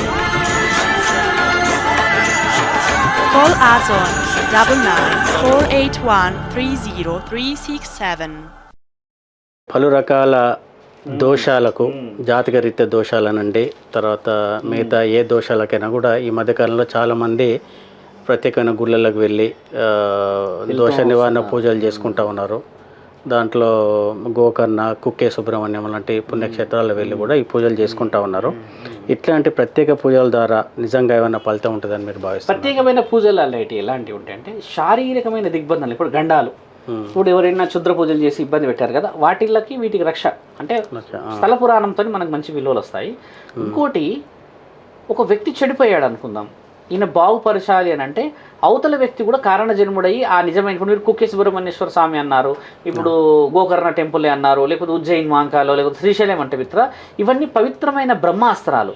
అక్కడికి వెళ్ళినప్పుడు ఖాళీ ఆ గంగాలో నువ్వు స్నానం చేస్తేనే పవిత్రమైన అంటే అది నెగిటివిటీని స్వీకరించేది. అక్కడ పాజిటివిటీ ఉంటుంది కాబట్టి అక్కడికి వెళ్ళిన వాళ్ళు బాగుపడతారు. ఇది ముఖ్యమైనది. ఎందుకు బాగుపడతారు అలా ఎలా అంటే ఆ పాజిటివ్ ఎనర్జీ అంతా నీ మీద ఉన్న నెగిటివిటీని వేసి పెడుతుంది. ఒకటి ఎలా నువ్వు వస్తావు ఈ శరీరంలోకి, నిన్నెవరు పంపించారు, ఇవంతా ఒక పెద్ద అంతర్యుద్ధం. అది మనకు తెలియాల్సిన మాట్లాడాల్సిన అవసరం లేదు. ఎందుకంటే ఈ క్షుద్ర పూజలు ప్రయోగం చేసిన వాళ్ళందరూ బాగుపడాలి అని అన్న ఆలోచనతోనే ఆ గుడిలు కట్టిండొచ్చు మహానుభావులు. ఎందుకంటే ఇండ్లు సేఫ్ కాదు, సమాజం సేఫ్ కాదు అన్నప్పుడు పుణ్యక్షేత్రం అయితే సేఫ్ కదా. ఒకసారి విగ్రహం పడ్డదనుకో స్వామి గుడిలో ఆటోమేటిక్గా పవిత్రత పంచభూతాల నుంచి వచ్చేస్తుంది. కాబట్టి ఏంటంటే ఇక్కడికి పోవడం రావడం ఆచారాలు పెట్టుకోవడం చాలా శుభసూచకమైనది. అంతేగాని అక్కడ పోతే చెడిపోయినా అనేటువంటి ఎవరు లేడు. ఇక్కడ గుడికి పోతే ఎవరు చెడిపోరు మిత్రం, మనం దేవుడిని తప్పుపడతాం. కానీ అట్లా ఎలా ఉంటారు. ఇప్పుడు శ్మశానానికి పోతే మళ్ళీ వెనక్కి తిరగకుండా రావాలి అంటారు. నిన్ను కన్నవాడు నేను వెనక్కి తిరగకుండా వస్తే మరి మనల్ని అందరినీ కన్నా పరమశివుడు మరి ఎంత వెనక్కి తిరిగి పోవాలి ఆలోచించండి. అలా ఉండదు మిత్ర. గురుజీ, ఈ మధ్య కాలంలో అనారోగ్యం అనేది దాదాపు 90% అందరిని ఆవహించున్నది. ఇటువంటి పరిస్థితులలో దీర్ఘకాలిక రోగాలు, షుగరు, బీపీ, థైరాయిడ్ ఇటువంటివన్నీ కూడా చాలా దాదాపుగా ఇంటికి ఒక 3-4 అట్లా ఉన్నారు. ఈ మధ్య క్యాన్సర్ కూడా చాలామందికి వస్తూ ఉన్నది, వింటున్నాం మనం. ఇటువంటి సమస్యలు రాకుండా ఉండడానికి ధన్వంతరి హోమం కానీ ఇట్లాంటివి ఏమన్నా అంటే ఇలాంటి హోమాలు చేయకూడదు సమస్యలు రావడానికి. అని సమస్య వచ్చినాక హోమం చేసేది ఏం లేదు మిత్ర. హై డైట్ ఫుడ్ ఉంది మన దగ్గర. ముఖ్యంగా మాట్లాడితే హై డైట్ అంటే ఈ ఎలా చెప్పొచ్చు, ఇంజెక్టబుల్స్, ట్యాబ్లెట్స్ అంటే సమ్ ఫర్టిలైజేషన్స్లోనే లోపం వచ్చేసింది కాబట్టి వ్యాధులు రావడం సహజమే. నేను అనేది ఏంటంటే వేరీ న్యాచురల్ ఫుడ్కు చాలా సేఫ్టీగా వెళ్ళడం పరిష్కారం. అంటే ముందే ప్రికాషనరీగానే నువ్వు జనరేషన్స్ ఒకప్పుడు మరి కుంకుడుకాయ పెట్టేవాళ్ళు, ఈ రోజు నువ్వు డవ్ షాంపూ పెట్టినా బటర్ అయితే ఎందుకు వస్తుంది మిత్ర. అంటే ఆలోచన కొంచెం బోల్డ్గా మాట్లాడుకుంటే many persons are suffering with bald head అని. అంటే ఒకప్పుడు లేరంటే ఒకప్పుడు ఉన్నారు, లేరని కాదు, ఎక్కడో 100లో కనబడేవారు. ఈరోజు ఫ్యామిలీ హెరిడిటీగా అయింది. అంటే న్యాచురల్ ఫుడ్ ఎలా దొరుకుతుంది గురువు గారు అని అంటే ఒక్కసారి యావత్ భారతదేశం అంతా మేము న్యాచురల్ తింటామని శపథం చేస్తే సంవత్సరం లోపల న్యాచురల్ రాదా? మనం అలా చేయము. ఇలా నాలుక పెడితే లోపలికి వచ్చేయాలి. అది మింగు అంటే మింగు వేయాలి. అడిక్ట్ అయిపోయి. గురుజీ, పితృదేవతల శాపాల గురించి చెప్తాను. అయ్యో ఆమెకు ఫోన్ చేయి, ఏమైందాడు ఫోన్ చేస్తుంది. లాస్ట్ మనం ఎంత తక్కువ ఎండింగ్కి వచ్చినాం మనం. మళ్ళీ ఒకసారి మిమ్మల్ని సంధిస్తా ప్రశ్న. పితృదేవతల శాపాల గురించి మీ అభిప్రాయం తెలియజేయండి గురుజీ. పితృదోషాలు అనేది ఎలా ఉంటుందంటే ముఖ్యంగా మాట్లాడితే ఒక కారణ జన్ముడు పుట్టాడే అనుకుందాం. ఆ కారణ జన్ముడిని పని కాకుండా ఆపేదే దోషం ఒకటి. అంటే గుడే కావచ్చు, ఇల్లే కావచ్చు, లేకపోతే ఇంకేదైనా వైవాహికమైన ఏదైనా పిల్లలు పుట్టే తరుణానికి ఈ పితృదోషాలలో ఒక స్థితి ఏముంటుందంటే ఇంట్లో ఎక్కువ శాతంగా అశాంతి కనబడుతుంది, సక్సెస్నెస్ రాదు. ఒకవేళ సక్సెస్ వచ్చినా కూడా మనశ్శాంతి కనబడదు. ఈ పితృదోషాలన్నీ పోవడానికని మహాలయ పక్షాలు దసరా ముందు మన దగ్గరకు వస్తాయి. ఇలాంటి దాంట్లో ముఖ్యంగా కులదైవాన్ని, ఇలవెలుపులని ప్రతి సంవత్సరం పండగలలో చేసుకొని దాంతోపాటు మన పెద్దలందరి పేర్లు తీసుకొని వీలైతే 1000-2000 నువ్వు వాళ్ళ పండ్లు పలహారాలు తెచ్చుకొని వాళ్ళకి శాంతి పూజ అర్పణాలు చేసుకోవాలి. అంటే దానికి పురోహితుడే రావాల్సిన అవసరం లేదు స్వామి. మనమే అమ్మ, నాన్న, మా మేనా మామలు, మా మేనత్తలను, లేకపోతే మా బాబాయిలు, మా తాతలు, ముత్తాతలు అని చెప్పుకున్న ఆ తరుణము బహు ఉత్తమంగా స్వీకరిస్తారు. అలా మీరు విలువ వాళ్ళకి ఇవ్వకపోతేనే ఈ పితృదోషం పడుతుంది. బోల్డ్గా ఒక విషయం చెప్తాను. కారం అన్నము, పచ్చడి మెతుకులు, పచ్చి పులుసుతో చేసిన ఈ అన్నం ఉంటుంది కదా మిత్ర, కడుపుతో పాటు మనసు నింపుతుంది మిత్ర. ఉన్నది పెట్టావు, చచ్చిపోయిన తర్వాత 10 ఆటలు కోసి ఎంతమంది కడుపు నింపుతావు మిత్ర? తిననీకి వస్తారా వాళ్ళు? సిగ్గు కాదా వాళ్ళకి? బరే నువ్వు నన్ను పలకరిస్తే పలుకుతావని ఎదురు చూసినారా?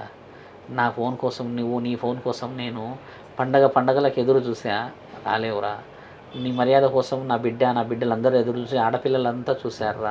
నీ పిల్లం మాట విని పిలవలేవా? మీ అన్న మాట విని పిలవలేవా? మీ అమ్మని మర్చిపోయావా అని ఎంతమంది ఆడవాళ్ళు ఏడుస్తూ ఉంటారు కదా స్వామి. వాళ్ళు కోరుకునేది ఏం తెలుసా స్వామి? నువ్వు వండే ఆ కుండలో బియ్యమే స్వామి, అంతే. ఒక పూట భోజనం పెట్టు బిడ్డ అని అంటారు, ఇంటికి వచ్చి గుర్తుందా? దానివల్ల ఏమొస్తుంది తెలుసా? తిన్న 15-20 నిమిషాలు మిత్ర ఆ జన్మ పుణ్య ఫలితమై ఆ తింటున్న ఆ సుఖమైన ఆ 10 నిమిషాలు డిస్టర్బ్ చేయకుండా తినొద్దు అంటారు కదా, తింటున్న డిస్టర్బ్ చేయొద్దు అంటారు కదా. ఆ సుఖము దేవాది దేవతలు ఆశీర్వదిస్తారు. ఆ సుఖము మన అనుకున్న వ్యక్తి ఇంట్లోనే దొరుకుతుంది. హోటల్లో కలుగుతుందా సుఖం? లగ్జరీ హోటల్ కలుగుతుందా? అదే నీ ఇంట్లో కారం మెతుకులు తిను, ఎంత రిలాక్స్గా తింటావు. కూర్చునే స్థితి కూడా చూడు, ఎంత బాగా కూర్చుంటావు. అలానే నువ్వు ఇంత పెద్ద కంచాలలో వేసుకొని నీ ఇష్టం తిను, కానీ నీది అనే హక్కు కమ్మటి నిద్ర మిత్ర. మీరన్నా ఇదేం తెలుసా? ఈ దోషాలు వీళ్ళకే ఎదురుగుతాయి. బతుకున్నప్పుడు పెట్టే ఆ పచ్చడి మెతుకుల కోసం ఎదురు చూసి చూసి సచ్చిన నాకు దశ దిన కర్మ అని పెట్టి పెద్ద ఫ్లెక్సీ పెట్టావే. నేనే లేని ఈ జన్మ, నువ్వే అనుకున్న ఈ జన్మ, ఆ మేకలను తెచ్చి వాటిని బలిచ్చుడు తప్పితే మనస్సాక్షిని గెలవని వాళ్ళం అవుతాం మిత్ర. ఆ విషయంలో నేను ఎక్కడికైనా దిగుతా. అమ్మ నాన్న ఆడపిల్లలు ఆశించేది నువ్వు కుండలో ఉండిన భూవే. ఎంతకాలం ఈ పితృదేవతలకు మనం ఎంతకాలం ఉండదు, సంవత్సరం లోపే అయిపోతుంది అది దోషం. కాకపోతే కొన్ని బలమైన కారణాలు అబద్ధాన్ని నిజం చేసేంత వరకు కూడా ఈ ఆత్మలు పోవు. ఓకే, ఉదాహరణకి ఆస్తిలో అన్యాయం జరుగుతాయి, బిడ్డలకు ఇస్తా అన్నది నువ్వు ఒకవేళ తండ్రి చచ్చిపోయినా ఇవ్వకపోతే, ఒకవేళ నిన్ను తమ్ముడిని నువ్వు ఎట్లా అనుకుని నువ్వు తమ్ముడు బలహీనుడు అని కొట్టేస్తే వాడిని చంపేస్తా అనేది పెద్ద పెద్ద బెదిరింపులు ఇస్తావు కదా, అలాంటి వాడికి ఉంటాయి దోషాలు, అసలైన ఆనందం. గురుజీ, మోక్షనారాయణ బలి పూజ అని గోకర్ణలో మనం ఇటువంటి సమస్యలు వింటూ ఉంటాము. ఆ పూజ ద్వారా ఎంతవరకు ఈ మోక్షనారాయణ పూజ అనేది మీరు అన్నట్టుగానే ఇట్ ఈజ్ ఎ అబ్రివేషన్. అంటే విజయవాడకి నేను సైకిళ్ళు, మోటార్ సైకిలు, ట్రైన్, బస్ ఎలా అయినా వెళ్ళొచ్చు, ఫ్లైట్లో అయినా వెళ్ళొచ్చు కదా. ఇది కూడా అలాంటిదే. ఆలస్యంగా కాకుండా నేను రీచ్ అయ్యే డెస్టినేషన్ సేఫ్గా కావడానికని ఈ మోక్షనారాయణ మీరు అన్నట్టుగా హోమాలే కానీ యాగాలు ఎందుకు చేస్తారనంటే చేసిన తప్పులన్నిటికీ క్షమాభిక్ష కోసం. అంతేగాని అది చేసిన వాడు బాగుపడ్డాడని కూడా తప్పు. మళ్ళీ నువ్వు అందరినీ చంపేసేసి ఆడపిల్లని కామంతో లేకపోతే పిల్లలందరినీ సర్వనాశనం పెట్టి మోక్షనారాయణ హోమం కూర్చొని ఇంకా నారాయణుడికి ఏం పని లేదా స్వామి, వచ్చిగా నువ్వు హోమం చేసేసావు ఇక నిన్ను తీసుకెళ్ళిపోతా గరుడ వాహనం మీద అని వస్తాడా? దానికి కాదు. కొంతమంది పాపాలు చేసిన వాళ్ళు ప్రాయశ్చిత్తం కోసం చేయవచ్చు, కొంతమంది నిజంగా బాధలో ఉండి ప్రాయశ్చిత్తం కోసం చేయవచ్చు. నిజాల నిర్ధారణ చేయాల్సింది మీరు అన్నట్టుగా ఆ నారాయణుడే. అర్థమైందా స్వామి? అది దాని ఇవి కాబట్టి తీవ్రతను తగ్గించడం మాత్రం. అంటే అంటే నీ యొక్క ఆనందానికి పోతున్నావు అక్కడికి. అంటే నువ్వు ఒక దీక్ష తీసుకున్నావు అన్న తృప్తి. ఇప్పుడు రుద్రాక్షలు వేసుకుంటే బాగుంటుంది అని అనడానికి ఏంటంటే ఇది వేసుకున్న అన్న ఫీల్తోని మద్యము, మాంసము, కామం అనేది నా మైండ్ సెట్ మీద డిపెండెన్సీ వస్తుంది కదా. That is called your mind. గురించి ఇప్పుడు అవి మీరు వేసుకున్నారు కదా, మేము వేసుకోవాలన్నా వేసుకోకూడదా? ఎందుకు వేసుకోకూడదు? మీరు కూడా హ్యాపీగా వేసుకోవచ్చు. వాటి వల్ల వచ్చి కలిగే ఫలితం ఏంటిది గురించి? ఇది వేసుకున్నప్పుడు ఏమవుతుందంటే ఇప్పుడు నేను వేసుకున్నా పవిత్రంగా ఉన్నాను అని నేను అంటున్నాను. ఇది వేసుకున్నాక మిమ్మల్ని కూడా అన్ని రుద్రాక్షలు వేసుకున్నాడు అని చెప్పేసి ఒక్కళ్ళని అడగరా? అది అడిగినాక నువ్వు ఏమంటావు సమాధానం? ఫ్యాషన్గా వేసుకున్నాను అంటారా మీరు? కొంచెం ఆరోగ్యం బాగాలేకనో లేకపోతే ఓ దీక్ష తీసుకున్నానే, బిడ్డకి ఉద్యోగం రావాలనో, బిడ్డది పెళ్లి కుదరాలని అంటావు కదా. That is called positiveness on your intestine. ఈ స్మాల్ బ్రెయిన్ మీద ఏమైతుందంటే అంతా బాగా జరుగుతుందిలే, నువ్వు ఉన్నావు కదా. ఈయనెవరు? పరమశివుడు. ఈ పరమశివుడు ఎలా అయ్యాడు తెలుసా? ఇది అది కూడా చాలా ముఖ్యం. మీరు ఇందాక అన్నారు కదా కామం అన్నారు కదా. ఆ కామాన్ని వీర్యం స్ఖలించిన తర్వాత తృప్తి చాలా చాలా చాలా బలంగా ఉంటుంది అందరికి కదా. ఆ తృప్తిని శరీరంలో నుంచి వెనక్కి తీసుకెళ్ళేసేసి ఇక్కడ పెట్టి ప్రపంచానికి చూగించిన మహావీరుడు శివుడు. అయినా అందుకని మూడో కన్ను ఉంటుంది శివుడికి. ఆ అక్షులో నుంచి పార్వతీమాత గురించి మొట్టమొదటిసారిగా కన్నీటి బొట్టుని ఇందులో నుంచి వదిలిన ఆ యొక్క మహత్తరమైన త్యాగం రుద్రాక్ష. అందుకు అది పవిత్రమవుతుంది. అర్థమైందా? ఎంతటి ఆనందాన్ని. ఇప్పుడు కామంతో శరీరంతో ముందుకు పోయిన వాళ్ళు స్ఖలించేసిన తర్వాత భావప్రాప్తి పొందిన లక్షలు ఉన్నారు కదా. పరమశివుడు విశ్వాచార్య ఆయన పేరు పెళ్లి కాక ముందుకు.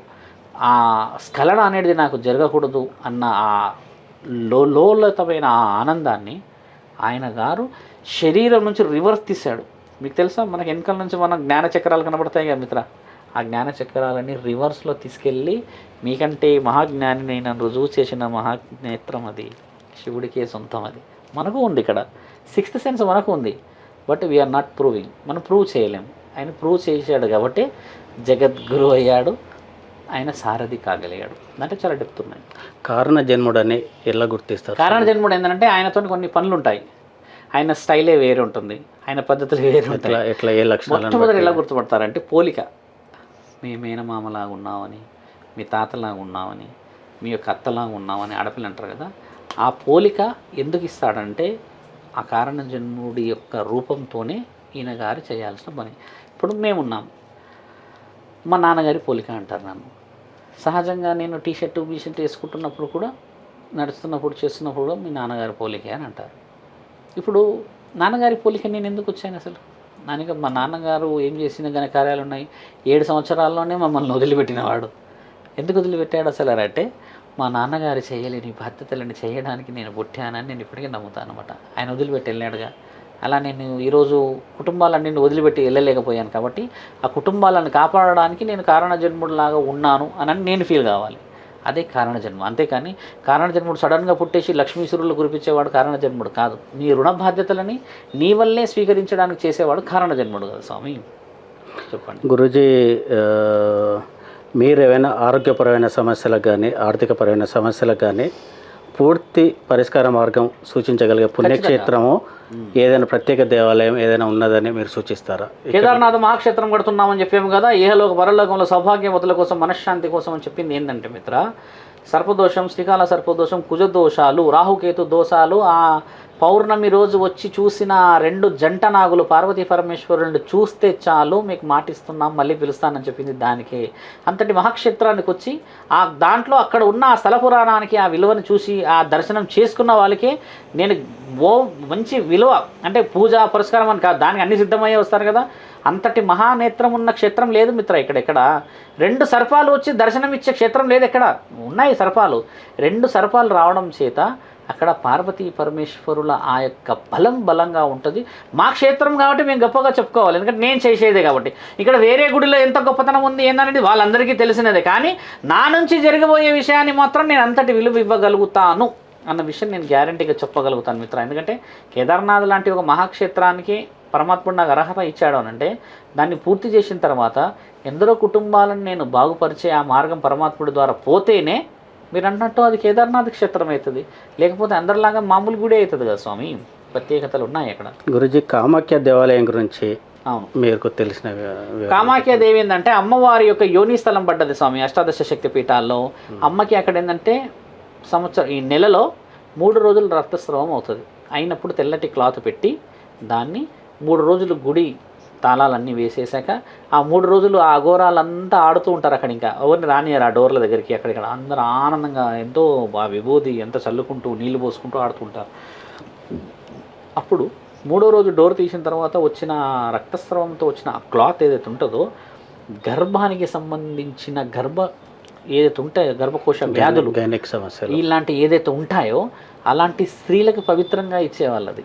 ఇప్పుడు అది కమర్షియల్ అయిపోయింది, ఇప్పుడు ఇవ్వట్లేరు, లోపల వెళ్ళిపోతుంది అదంతా. అలాంటి స్త్రీలు పిల్లలు కావాలని గర్భ సమస్యలు ఉన్న వాళ్ళు, రక్తస్రావం సమస్య ఉన్నవాళ్ళు వరప్రసాదంగా తీసుకుంటే అన్ని కుటుంబాలను బాగుపరిచిన మహాక్షేత్రం అది. దాని గురించి అంతే చెప్పాలి. అంతేకాని యోని పూజలు చేస్తే మహాయాగాలు చేస్తే ఇవన్నీ ఎవరి ఇష్టం వాళ్ళది మిత్ర. నేను చెప్పింది మాత్రం అమ్మ అక్కడ ఉండడానికి గల కారణం ఏమిటి, అంత ప్రత్యేకత అనేది దాంట్లో వేరే డీప్గా ఉన్నాయి. అక్కడ యాటలు కోసేవాళ్ళు ఒకప్పుడు, బలిలు కోసేవాళ్ళు ఒకప్పుడు, ప్రత్యేకమైన ఏర్పాట్లు కూడా చేసి కోసేవాళ్ళు, అవన్నీ చేస్తారు. అంటే ఇది అపార్ట్ ఫ్రమ్ డిస్కషన్. నేను అక్కడ పవిత్రతది జస్ట్ ఒక క్లాత్లోనే ఎందుకున్నది, ఆ క్లాతే పెట్టి ఎందుకు చూపించాలి అన్న విషయానికి ఏంటంటే ఎవరి దగ్గరకు వస్తుందో అక్కడికి అమ్మ వచ్చేసిందని అర్థం. అమ్మ ఎందుకు వచ్చిందంటే ఆమె ఆడబిడ్డ కాబట్టి ఆ యొక్క బాధని ఆవిడ కూడా చూడగలదు కాబట్టి ఆవిడనే నమ్ముకొని వచ్చినందుకు ఆవిడనే మనల్ని ముందుకు తీసుకెళ్తాదని అర్థం. గురూజీ, ప్రస్తుతం ఉన్నటువంటి జీవన విధానంలో ఒక సాధారణ వ్యక్తి చుట్టూ ఉన్న పలు రకాల ఆకర్షణలను అధిగమించి ఆధ్యాత్మిక మార్గంలో నడవడం సాధ్యమవుతుందని మీరు భావిస్తున్నారా? అందుకు మీరు ఏం సూచిస్తారు? ఇప్పుడు ఆధ్యాత్మికం అంటే స్వామి మనం కొంచెం బోల్డ్గా మాట్లాడుకుంటే తల్లిదండ్రులు పూజిస్తలేరు. ఇప్పుడు సోమవారము మంగళవారము ఇట్లా ఒక గుడి అనేది నియమాలు లేవు మన దగ్గర. ఎప్పుడు పడితే అప్పుడు వెళ్ళిపోతారు, ఒక పర్టికులారిటీ లేదు. దీనివల్ల ఏం జరుగుతుందంటే వీళ్ళకే లేదు అన్న ధ్యాస. తల్లిదండ్రులు ముఖ్యంగా అంటే పెద్దవాళ్ళు, తల్లిదండ్రులే అని కాదు, ఈ పెద్దవాళ్ళు పాటింపులు వీళ్ళకు చెప్పుతూ వస్తుంటేనే తరతరాలుగా రావచ్చున్నది. ఇప్పుడు అది రాకుండా ముందు ముందు ముందు ముందు పడి మన వాళ్ళు ఏం చేస్తారంటే ఎవరికి వారే వాళ్ళు పూజా విధానంలో ఇప్పుడు ఇలవెల్పులు ఉంటారు, కులదైవం ఉంటారు స్వామి. వీళ్ళందరినీ పూజించాలనేది ఈ రోజుల్లో చాలామందికి తెలియదు.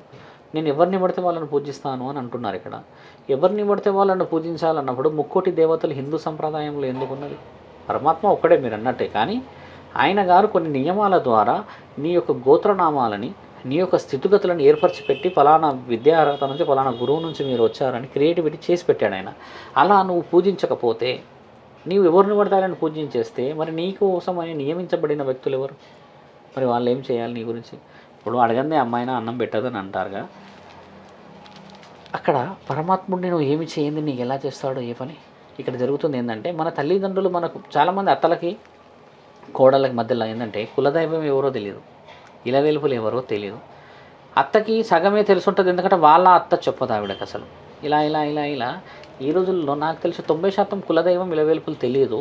మనం బ్లైండ్గా ఒక దేవత ఇష్టమని పూజించుకుంటున్నాం. దేవత ఇష్టమని పూజించుకున్నది మనస్సాక్షికి, కానీ వంశం మొత్తం పూజించకూడదు. అలా పూజించుకోవడం వల్లనే అకాల మరణాలు, ఎవరికైనా తీవ్రమైన రోగాలు వచ్చి తెలిసేలా చేస్తూ ఉంటారు వీళ్ళు. అది నిజంగా చెప్పేటోళ్ళు కూడా ఈ రోజుల్లో లేరు కదా, ఇలా జరిగిందమ్మా అని. ఈ పొరపాట్లు కానివ్వకూడదు మిత్రమా, చెప్పండి. నేను అడుగుతున్నది, ఇప్పుడు ఉన్నటువంటి టెన్షన్ లైఫ్లో నుంచి ఒక వ్యక్తి ఇవన్నిటిని అధిగమించి ఆధ్యాత్మిక మార్గంలో వెళ్ళొచ్చు. ఎట్లా ఎంతవరకు సాధ్యమవుతుంది? పాటింపు ఇంట్లో నుంచి కావాలి. నేను అన్నది కూడా అదే. ఎందుకంటే మీరు అన్నట్టుగా సడన్గా మెడిటేషన్కి వెళ్తున్నారు, ఇప్పుడు సడన్గా జిమ్కి వెళ్తున్నారు, సడన్గా కొత్త బట్టలు కొడుతున్నారు, సడన్గా ఇంకేదో వేసుకుంటున్నారు కదా. మరి సడన్గా ఎందుకు దేవుడి దీక్షలకి, సడన్గా దేవుడి యొక్క గుడిలోకి వెళ్ళట్లేదు చాలామంది అంటే, అక్కడ ఫ్లెక్సిబిలిటీస్ ఉండవు కాబట్టి, అక్కడ శాకాహారమో లేకపోతే అక్కడ ఉండే డివైన్ పవర్ నియమాలు ఉంటాయి కాబట్టి, ఎక్కడైతే ఈజీ వే ఉంటుందో అక్కడికి వెళ్తారు వాళ్ళు. ఆ ఈజీ వే అనేది మానకపోతే రాను రాను రాను ఈ రోజు ఎంత ఈజీ లైఫ్ అయ్యింది అనేది ఇంకా ముందు ఇంకా డేంజర్ అవుతుంది. అప్పుడు కూడా ఎవరో కూడా వచ్చి చెప్తే నేను మారను చేయను అంటే, ఈరోజు ఈ శరీరాలు మారకపోతే 30 సంవత్సరాల తర్వాత మారడానికి ఏం లేదు. అందుకే కదా చాలామంది అంటారు, ఈరోజు మొక్క నాటితే 30 ఏళ్ళకి వస్తుంది. ఈరోజు తింటున్న మామిడి పండ్లన్నీ మనం నాటినాయా స్వామి? అంతే అంతే. గురూజీ, ఇప్పటివరకు మీరు మీ ఆధ్యాత్మిక ప్రయాణంలో మీరు సంపాదించుకున్న జ్ఞానంతో జనన మరణాలను మీరు ఏ దృష్టితో చూస్తారు? జీవితం చివరి దశలో మరణానికి దగ్గరగా ఉన్న వారికి మీరు ఏం చెప్పాలనుకుంటున్నారు? చూడండి, పరమాత్ముడు రాసిన రాతలో మరణాన్ని ఆపే శక్తి ఎవరి దగ్గర లేదు. ఓ కారణ జన్ముడికి నిజంగా ఆయుషతో సంసారం, ఇల్లు, సౌభాగ్యం, గుడులు, గోపురాలు, ఇంకేదైనా మంచితనాల పనులు చేసేటుంటే మాత్రం క్షమాభిక్షతోని అకాల మరణాన్ని ఆపే మహా సంపద మన దగ్గర ఉంది. ఒక మనిషి మరణం అనేది జరగకపోతే మార్పు అనేది రాదు. ఎందుకంటే వంశ అభివృద్ధిలో ఫిల్టరైజేషన్ చాలా ఇంపార్టెంట్. మనం ఆలోచించాల్సింది ఏం తెలుసా స్వామి, ఒక మనిషి చనిపోయేటప్పుడు కూడా 9, 10 మందో లేకపోతే 20 మందో మంచి చావు ఈయన అనుకునే విధంగా పోయి మరోసారి నీ జన్మని స్వీకరించే విధంగా పుట్టాలి. అలా నీ చిత్రపటాన్ని చూసినప్పుడల్లా ఆ బాధని పడాలి. ఇది ముఖ్యమైనది. ఇలా కాకుండా మీరు అన్నట్టుగా జననాన్ని మరణాన్ని అని ఆపే చేసేది ఏంటంటే, నిజమైన అవసరం ఉందంటే నిన్ను ఆ మరణం జననం దాకా నిన్ను ఆ పరమాత్ముడు మరణస్థితి దాకా తీసుకెళ్ళాడు కదా. కొంతమంది ఉంటారు ఆయుష్ గండాలు ఏర్పడి వాళ్ళు తీవ్రమైన అనారోగ్య స్థితిలో బెడ్ రెస్ట్లో ఉండిపోయి లేకపోతే కోమాల్లో ఉండే కొన్ని కార్యక్రమం ఉంటాయి కదా. అలాంటి వాళ్ళ వల్ల కుటుంబం అవసరం ఉంది అన్నప్పుడు యాగాలు, హోమాలు, మహామృత్యుంజయాలు, రుద్రహోమాలు, తర్వాత అమ్మవారి హోమాలు, అంటే వారి వారి యొక్క కుటుంబాల్లో ఉండే విలువలకి అనుకూలంగా చేసుకున్న వాళ్ళకి క్షమాభిక్ష రాయగలుగుతారు. అలా ఉన్న గుడులు ఉన్నాయి మన దగ్గర. ధర్మపురి, ఇప్పుడు తెలంగాణలో ఉన్న ధర్మపురిలో ఏంటంటే అక్కడ నరసింహస్వామిది పాశంతో ఉంటాడు అక్కడ. అలా ఉన్న దగ్గర ఫస్ట్ మనకి దర్శనం ఇచ్చే గురువు ఎవరంటే బ్రహ్మ ఇస్తాడు దర్శనం అక్కడ. బ్రహ్మ పక్కనే యముడు పక్కనే చిత్రగుప్తుడు ఉంటాడు. బ్రహ్మ ఏం చేస్తాడంటే మన తలరాతలో ఒక గీత రాస్తాడని ఉన్నది. ఈ చిత్రగుప్తుడు యముడు ఏం చేస్తాడంటే, ఈయన గారు ఏదైనా మరణగండం స్థితి వచ్చినప్పుడు మనం ఛాన్స్ ఇవ్వాలి రోయ్ అని చెప్పి ఉండడానికి రూలు. వీళ్ళిద్దరికి ఎగ్జాంపుల్, వీళ్ళిద్దరికి ఎవరు గ్యారంటీ? నరసింహుడికి ఎందుకు ఇచ్చారు? శివుడు ఉన్నాక అని అంటే, శివుడి తర్వాత పాశాన్ని వదిలే అధికారం నరసింహస్వామికి ఉన్నది. మొదటి యుగంలో తల్లి తండ్రి లేకుండా ఒక గజస్తంభంలో నుంచి పుట్టిన మహాశక్తి నరసింహుడు కాబట్టి ఆయన కొన్ని విలువలు ఉన్నాయి అక్కడ. అది స్వామి. ఓకే గురూజీ, జ్ఞానోదయం అంటే ఏమిటి? ఆధ్యాత్మిక జ్ఞాన సంబంధం పొందాలంటే ఒక సగటు వ్యక్తి ఎలాంటి జీవితాన్ని గడపాలి? ఇప్పుడు జ్ఞానోదయం అనేది తెలివి స్వామి. ఎవరో చెప్తే వచ్చేది కాదది. నియంత్రణ నువ్వు తెలుసుకుంటే వచ్చేది కూడా కాదది. ఆల్రెడీ నీ శరీరంలో నీ వంశ ఆధిపత్యం నుంచి వస్తూ ఉంటుంది అది. దాన్ని తీసే గురువు మీకు దొరకడమే జ్ఞానోదయం. ఒక మంచి గురువు దొరికాడు మీకు. ఆ గురువు మంచి దొరికి నిన్ను మంచి మార్గం వైపు తీసుకెళ్ళినప్పుడు ఆ గురువు శిష్యుల బంధం బలపడేది. అంటే గురువుల శిష్యులు అంటే నాలాంటి వాళ్ళు కాదు, ఎవరైనా ఫ్రెండ్స్ లాగానో, కొంతమంది మదర్ చైల్డ్ బాండ్లో బాగుపడిపోతారు కదా. ఆ గురువు చెప్పిన నిజ నిజాలుగా నమ్ముకొని పోయినప్పుడే ఈయనకి జ్ఞానం ఉన్నది అంటారు. ఆ జ్ఞానమే మీరు అన్నట్టుగానే మహాజ్ఞానం. మీరు అన్నట్టుగా జ్ఞాన ఉదయం అనేది ఎలా వచ్చిందంటే, ఈ రోజు నుంచి నువ్వు మారిపోయావరా అనేదాన్ని ఉదయం అంటారు. జ్ఞాన ఉదయం అంటే ఆ డే నుంచి ఈయన మారాడు అంటే ఆ డే చెప్పగలిగిన గురువు దొరకడం ముఖ్యమైనది జ్ఞానోదయం. ఎలా సంపాదించుకోవచ్చు ఆధ్యాత్మికంగా ఆ శక్తి, లేకపోతే ఆధ్యాత్మికంగా ఆ ఆలోచన, ధ్యాన సంపద అని అంటే మిత్ర, ప్రతిరోజు దినచర్యలోనే వస్తుంది, కానీ సడన్గా వచ్చి ఊడి పడదు. ఏ విద్య అయినా అంతే కదా స్వామి. దినచర్యలో భాగం కాకపోతే ఎలా సక్సెస్ అవుతాను? జ్ఞానోదయం ఎవరు చేయాలి నీకు? నీ శరీరంలో ఉన్నదాన్ని ఎవరు బయటికి తీయాలి? ఒక నీతి నిజాయితీ పరుడు ఒక కారణ జన్ముడే తీయగలడుగా దాన్ని బయటికి. రక్త సంబంధికుడు అని కాదు, గురువు అయినా తీయగలుగుతాడు. ఆ గురువు ఒక మంచి గురువు దొరికేది ఎలా దొరుకుతాడు అని అంటే, మొదట నువ్వు తల్లిదండ్రులని పర్యవేక్షణలో మంచిగా బతికి, తల్లిదండ్రుల గౌరవం, వాళ్ళు చెప్పిన విషయ వివరాలు గౌరవించి, వాళ్ళు మంచికే చెప్తున్నారు, నన్ను నాశనం కోరుకోరు అని చెప్పి వాళ్ళని నమ్మి, వాళ్ళు కారం పెట్టినా లేకపోతే ఒక రోజు నీకు మటనో చికెన్ ఇంకేదో వండి పెట్టినా కూడా ఇది కష్టంతో వచ్చిన సంపాదన అని అనుకున్న రోజు ఆ గురువు ఖచ్చితంగా కనబడతాడు. ఇక్కడ తల్లిదండ్రుల్ని నువ్వు కాళ్ళతో తంతూ ఉన్నప్పుడు ఆ గురువు నీకు కనబడతాడా? ఆ గురువుని తన్నడానికి తన్నిపించుకోవడానికి కనబడతాడా స్వామి? ఎప్పుడైతే నీ జీవితాన్ని నీతివంతంగా ధర్మబద్ధంగా బతికినప్పుడు గురువే వెతుక్కుంటూ వస్తాడు. ఖచ్చితంగా దొరుకుతాడు. ఎందుకు దొరకడు? గుడులు లేవా? పురోహితులు లేరా? విద్యాపకులు లేరా? ఉపాధ్యాయులు లేరా? ఎన్నో ఉన్నాయి కదా స్వామి. ఒక మనిషిని ఎప్పుడు ఎన్లైటెండ్ సోల్ అని పిలుస్తారు గురూజీ? ఎన్లైటెండ్ సోల్ అనేది ఏంటంటే, అంటే మీరు అన్నట్టుగా ఏంటంటే బాగా ఉత్తేజంగా కానీ లేకపోతే ఒక మంచి స్థితిని అనుభవించగలిగిన ఆత్మ, అంటే సోల్ అంటే ఆత్మ కాబట్టి ఇక్కడ ఏంటంటే పవిత్రమైన స్థితిగతిని అనుభవించి ఒక ఆత్మ అది పవిత్రంగా కావాల్సిన అవసరం లేదు స్వామి. శరీరం సిద్ధహస్తుడై పుణ్యాలను సంపాదించి కుటుంబాలని సౌభాగ్యవతులను ఇంటిని కాపాడుకున్న శరీరం ముఖ్యమైనది. శరీరం తర్వాత మీరు అన్నట్టుగా ఆత్మ ఎవరికి కనబడదు. ఎవరికి కనబడని ఆ ఎన్లైట్మెంట్ సోల్ ఎందుకు శంకర? అందరికీ కనబడే ఈ శరీరం బాగుపడే మార్గం, కష్టం సుఖం నష్టం ఇష్టం అంతఃకరణ శుద్ధి చాలా ముఖ్యమైనది. మా నాన్న గొప్పోడు, అందుకే రా మిమ్మల్ని కన్నాం మేము, మా అమ్మ చాలా గొప్పది అని అన్న ఆ నాలుకే మీరన్న ఆ ఫిజికల్ అటాచ్మెంట్ ఉన్న శరీరం చాలా అవసరం స్వామి. ఎన్లైట్మెంట్ సోల్ భగవంతుడు చూసేది అది, అది మానవ శరీరాలకు సంబంధం లేదు కదా. ఈ శరీరం బాగుంటేనే మీరన్న ఆత్మ ఎన్లైటెడ్గా వెలుగును ఇవ్వగలదు. ఈ శరీరంతో పుణ్యకార్యక్రమం చేయండి, ఒక ఆత్మ పుణ్యం చేయగలదా స్వామి? కాబట్టి ఇక్కడ మళ్ళీ ఏం ముఖ్యం? ఇక్కడ రక్తపు మాంసపు ముద్దల్లో మన తల్లి మనకిచ్చిన ఈ శరీరం ముఖ్యమైనది. ఈ దీంతోనే విలువ సంపాదించగలవు. గురుజీ, సనాతన ధర్మాన్ని మీరు ఒక 2 వాక్యాల్లో చెప్పండి. సనాతన ధర్మం అంటే నేను గతంలో చెప్పాను, పుస్తకాలు మన దగ్గర 18 పురాణాలు ఉన్నాయి స్వామి, 18 ఉప పురాణాలు ఉన్నాయి. అంటే ఈ 18 పురాణాల్లో దేవాది దేవతల గురించి చెప్తారు. ఇంకా మిగతా పురాణాలలో భగవంతుడు ఎలా బతికాడు, మనం ఎలా బతకాలి, కష్టం సుఖం నష్టం అంటే శిక్షలు సైతం యముడు ఎలా వేయవచ్చు అని చెప్తాడు కదా. ఇవన్నీ వచ్చేసి పురాణాలు, తాళపత్రాలు, ఇతిహాసాలు, గ్రంథాలు, ఇవన్నీ చదువుకుంటే మనం బాగుపడతాం కదా. సనాతన ధర్మం చదువుకోవడానికి సంస్కారం నేర్చుకున్న కుటుంబం అంటే నీవు దాన్ని నీ దగ్గర నుంచి పాటించకపోతే ఈ పుస్తకాలలో ఉన్న జ్ఞాన సంపద నీకు రాదు. ఆ జ్ఞానం సంపద వచ్చేది అంటే అవి చదివితేనే నువ్వు సనాతన ధర్మం ఫాలో అవుతావు అని కాదు. నువ్వు సనాతన ధర్మం అంటే విలువలు లేకుండా శరీరంతో ఉంటే సనాతన ధర్మంలో నీవు లేనట్టే. ఇప్పుడు 5 మంది ఉన్న ఇంట్లో ఒక పూటనన్నా అందరం కలిసి తింటుంటే ఏదో ఒక మాటనో ఏం తింటున్నామో అన్న ఫీల్ కనబడుతుంది కదా. పప్పే ఉండొచ్చు, కొంచెం పచ్చడే ఉండొచ్చు, లేదా ఇంకా చారే ఉండొచ్చు, అడ్జస్ట్మెంట్స్ తీసుకుంటాం కదా.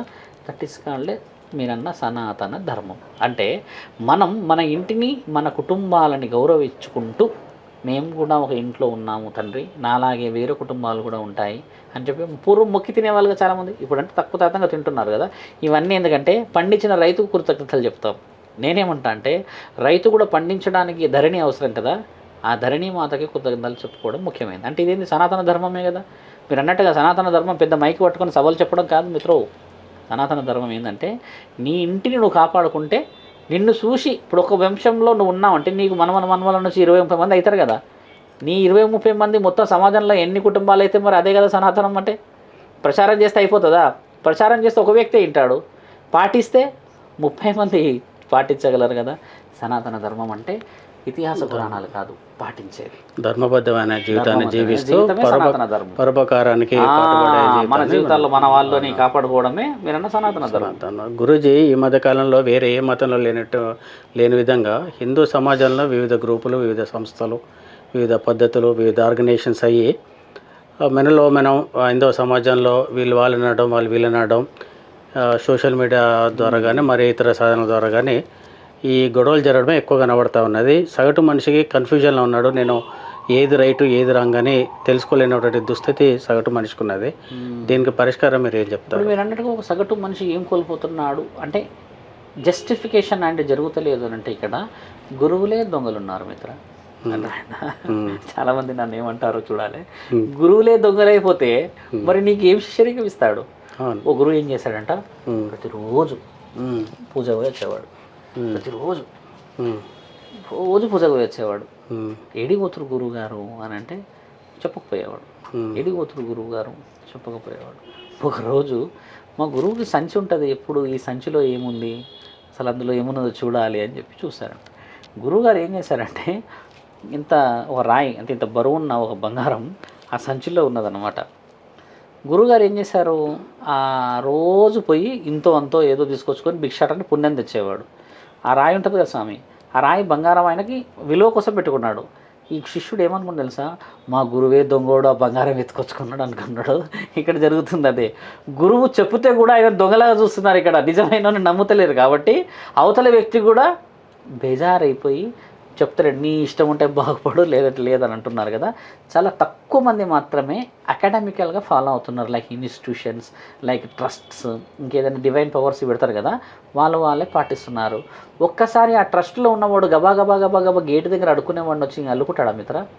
ఎందుకు అల్లుకోడు తెలుసా, వాళ్ళదంతా ఒక ట్రస్ట్ కదా, నేను అల్లుకుంటా పవిత్రమైపోతారు. అర్థమైందా? కాబట్టి నమ్మడం అనేది నిజాయితీగా చేస్తేనే వస్తుంది, లేకపోతే మీరు అన్నట్టుగా ఎలా క్యాచ్ చేయగలుగుతాం చెప్పండి అవతల వ్యక్తిని? నువ్వు బొట్టు మొహం చూసి పెడితే ఇస్తరాకులో స్వీటు తర్వాత ఇంకా పలు రకాలైనవి, మనవాడు అంటే ఇస్తరాకు లాగి పెడుతున్నామే, వేరేవాడు అంటే ఇట్లేస్తున్నాం. ఎక్కడ గురువు సాధకులు ఉన్నారు ఇక్కడ, అలాంటి కొంతమంది సమాజానికి రారు స్వామి. గురుజీ, చివరిగా మా ప్రేక్షకులందరూ మిమ్మల్ని చూస్తున్నారు. మా ప్రేక్షకులు కూడా చాలామందికి చాలా ఇబ్బందులు ఉన్న వాళ్ళు ఉన్నారు, సమస్యలు ఉన్న వాళ్ళు ఉన్నారు. ముఖ్యంగా మీ ద్వారా మా ప్రేక్షకులకు ఒక మంచి మాట చెప్పండి, మంచి ధైర్యం చెప్పండి. వారికి మీకు ఎలాంటి సమస్యలకు మిమ్మల్ని సంప్రదించవచ్చు, ఏ సమస్యల్ని మేము మీతో షేర్ చేసుకోవచ్చు, వాటి పరిష్కారం విషయంలో కొంచెం వివరంగా చెప్పండి. అంటే మీరు అన్నట్టుగానే మనము ఒక సాధకులం కాబట్టి నేను ఇవన్నీ చేస్తాను, నా దగ్గరికి రండి, దానికి ఈ విధంగా మార్గాలు ఉంటాయి అని మనం చెప్పడం అపవిత్రమైన మాట అవుద్ది. ఇప్పుడు మీరు అడిగిన క్వశ్చనరీస్ అన్నీ మీ క్వశ్చనరీ కాదు, వాళ్ళు సమాజంలో ఎదుర్కొంటున్నాయి. కాబట్టి they know very well about that.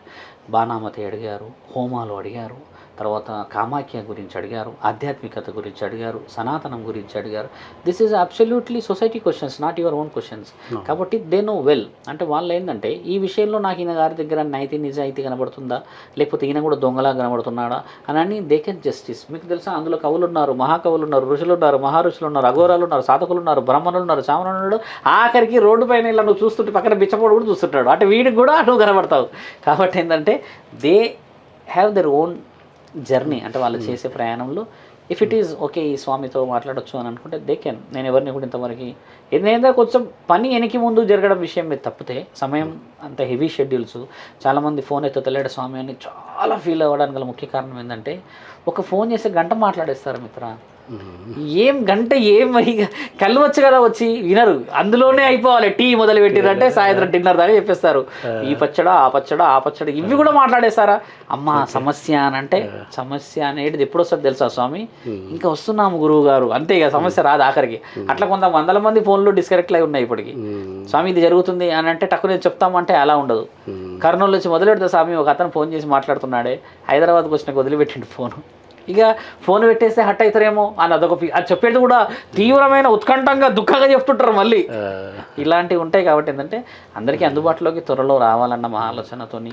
Guruji, ఇప్పటికిప్పుడు ఎవరైనా మిమ్మల్ని సంప్రదించాలనుకుంటే మీ కాంటాక్ట్ నెంబర్ మేము డిస్ప్లే చేయాలి, మీరు డిస్ప్లే చేయండి. న్యాయబద్ధమైన ప్రశ్నలు ఉంటేనే మాట్లాడతా. కొంతమంది వివరణలు చాలా చక్కచక్యంగా అడుగుతారు. ఓకే గురూజీ, ఫైనల్గా సత్యశోధన ఫిలిమ్స్లో ఈ రోజున మీరు ఇంత విలువైన టైం ఇచ్చి ఇంత దూరం వచ్చి మా ఇంటర్వ్యూలో పాల్గొన్నందుకు మీకు మా సంస్థ పక్షాన హృదయపూర్వకంగా కృతజ్ఞతలు తెలియజేస్తున్నాం గురూజీ. మా ప్రేక్షకులకు ఏదైనా ఒక మంచి మాట చెప్పి ఒక మంచి ధైర్యం చెప్పండి. అందరూ కూడా ధర్మాన్ని కాపాడండి, ఆ ధర్మం మనల్ని కాపాడుతుంది. చాలామంది పిల్లలు తర్వాత యువకులంతా మాకెవరు సపోర్ట్ లేరని బాధపడుతూ ఉన్నారు. కుటుంబాలు, తల్లిదండ్రులే అత్యంత ముఖ్యమైన స్నేహితులు మనకి. వాళ్ళందరినీ నమ్మాలి. స్నేహితులందరినీ నమ్మి, ప్రేమికుల్ని నమ్మి మోసపోయి క్షణిక నిర్ణయాలు, మద్యమత్తులో ఆత్మహత్యలు అవి ఇవి చేసుకొని తీవ్రమైన దుఃఖంలో ఉండకూడదు. అందరికీ జీవితం ఒక లక్ష్యంతోనే పరమాత్ముడు ఇస్తాడు. కాబట్టి అంతరాత్మను గెలిచే ప్రయత్నం చేయడమే మానవ జీవితం. ధర్మో రక్షతి రక్షత. నమస్కారం.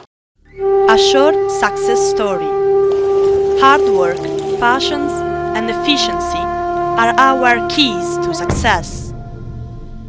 We managed major clients, earned their trust, making us more committed to every project, standing as pioneers in making corporate ads and documentaries in northern Telangana, with the inspiration always ready to take on new challenges. A heartfelt gratitude to all the support rendered by our clients, viewers and well-wishers. See a reflection of your ideas, ideologies and emotions in our concepts. Satya Shodhana Films, Private Limited, a relentless pursuit for reality. Call us on 99 481 30367.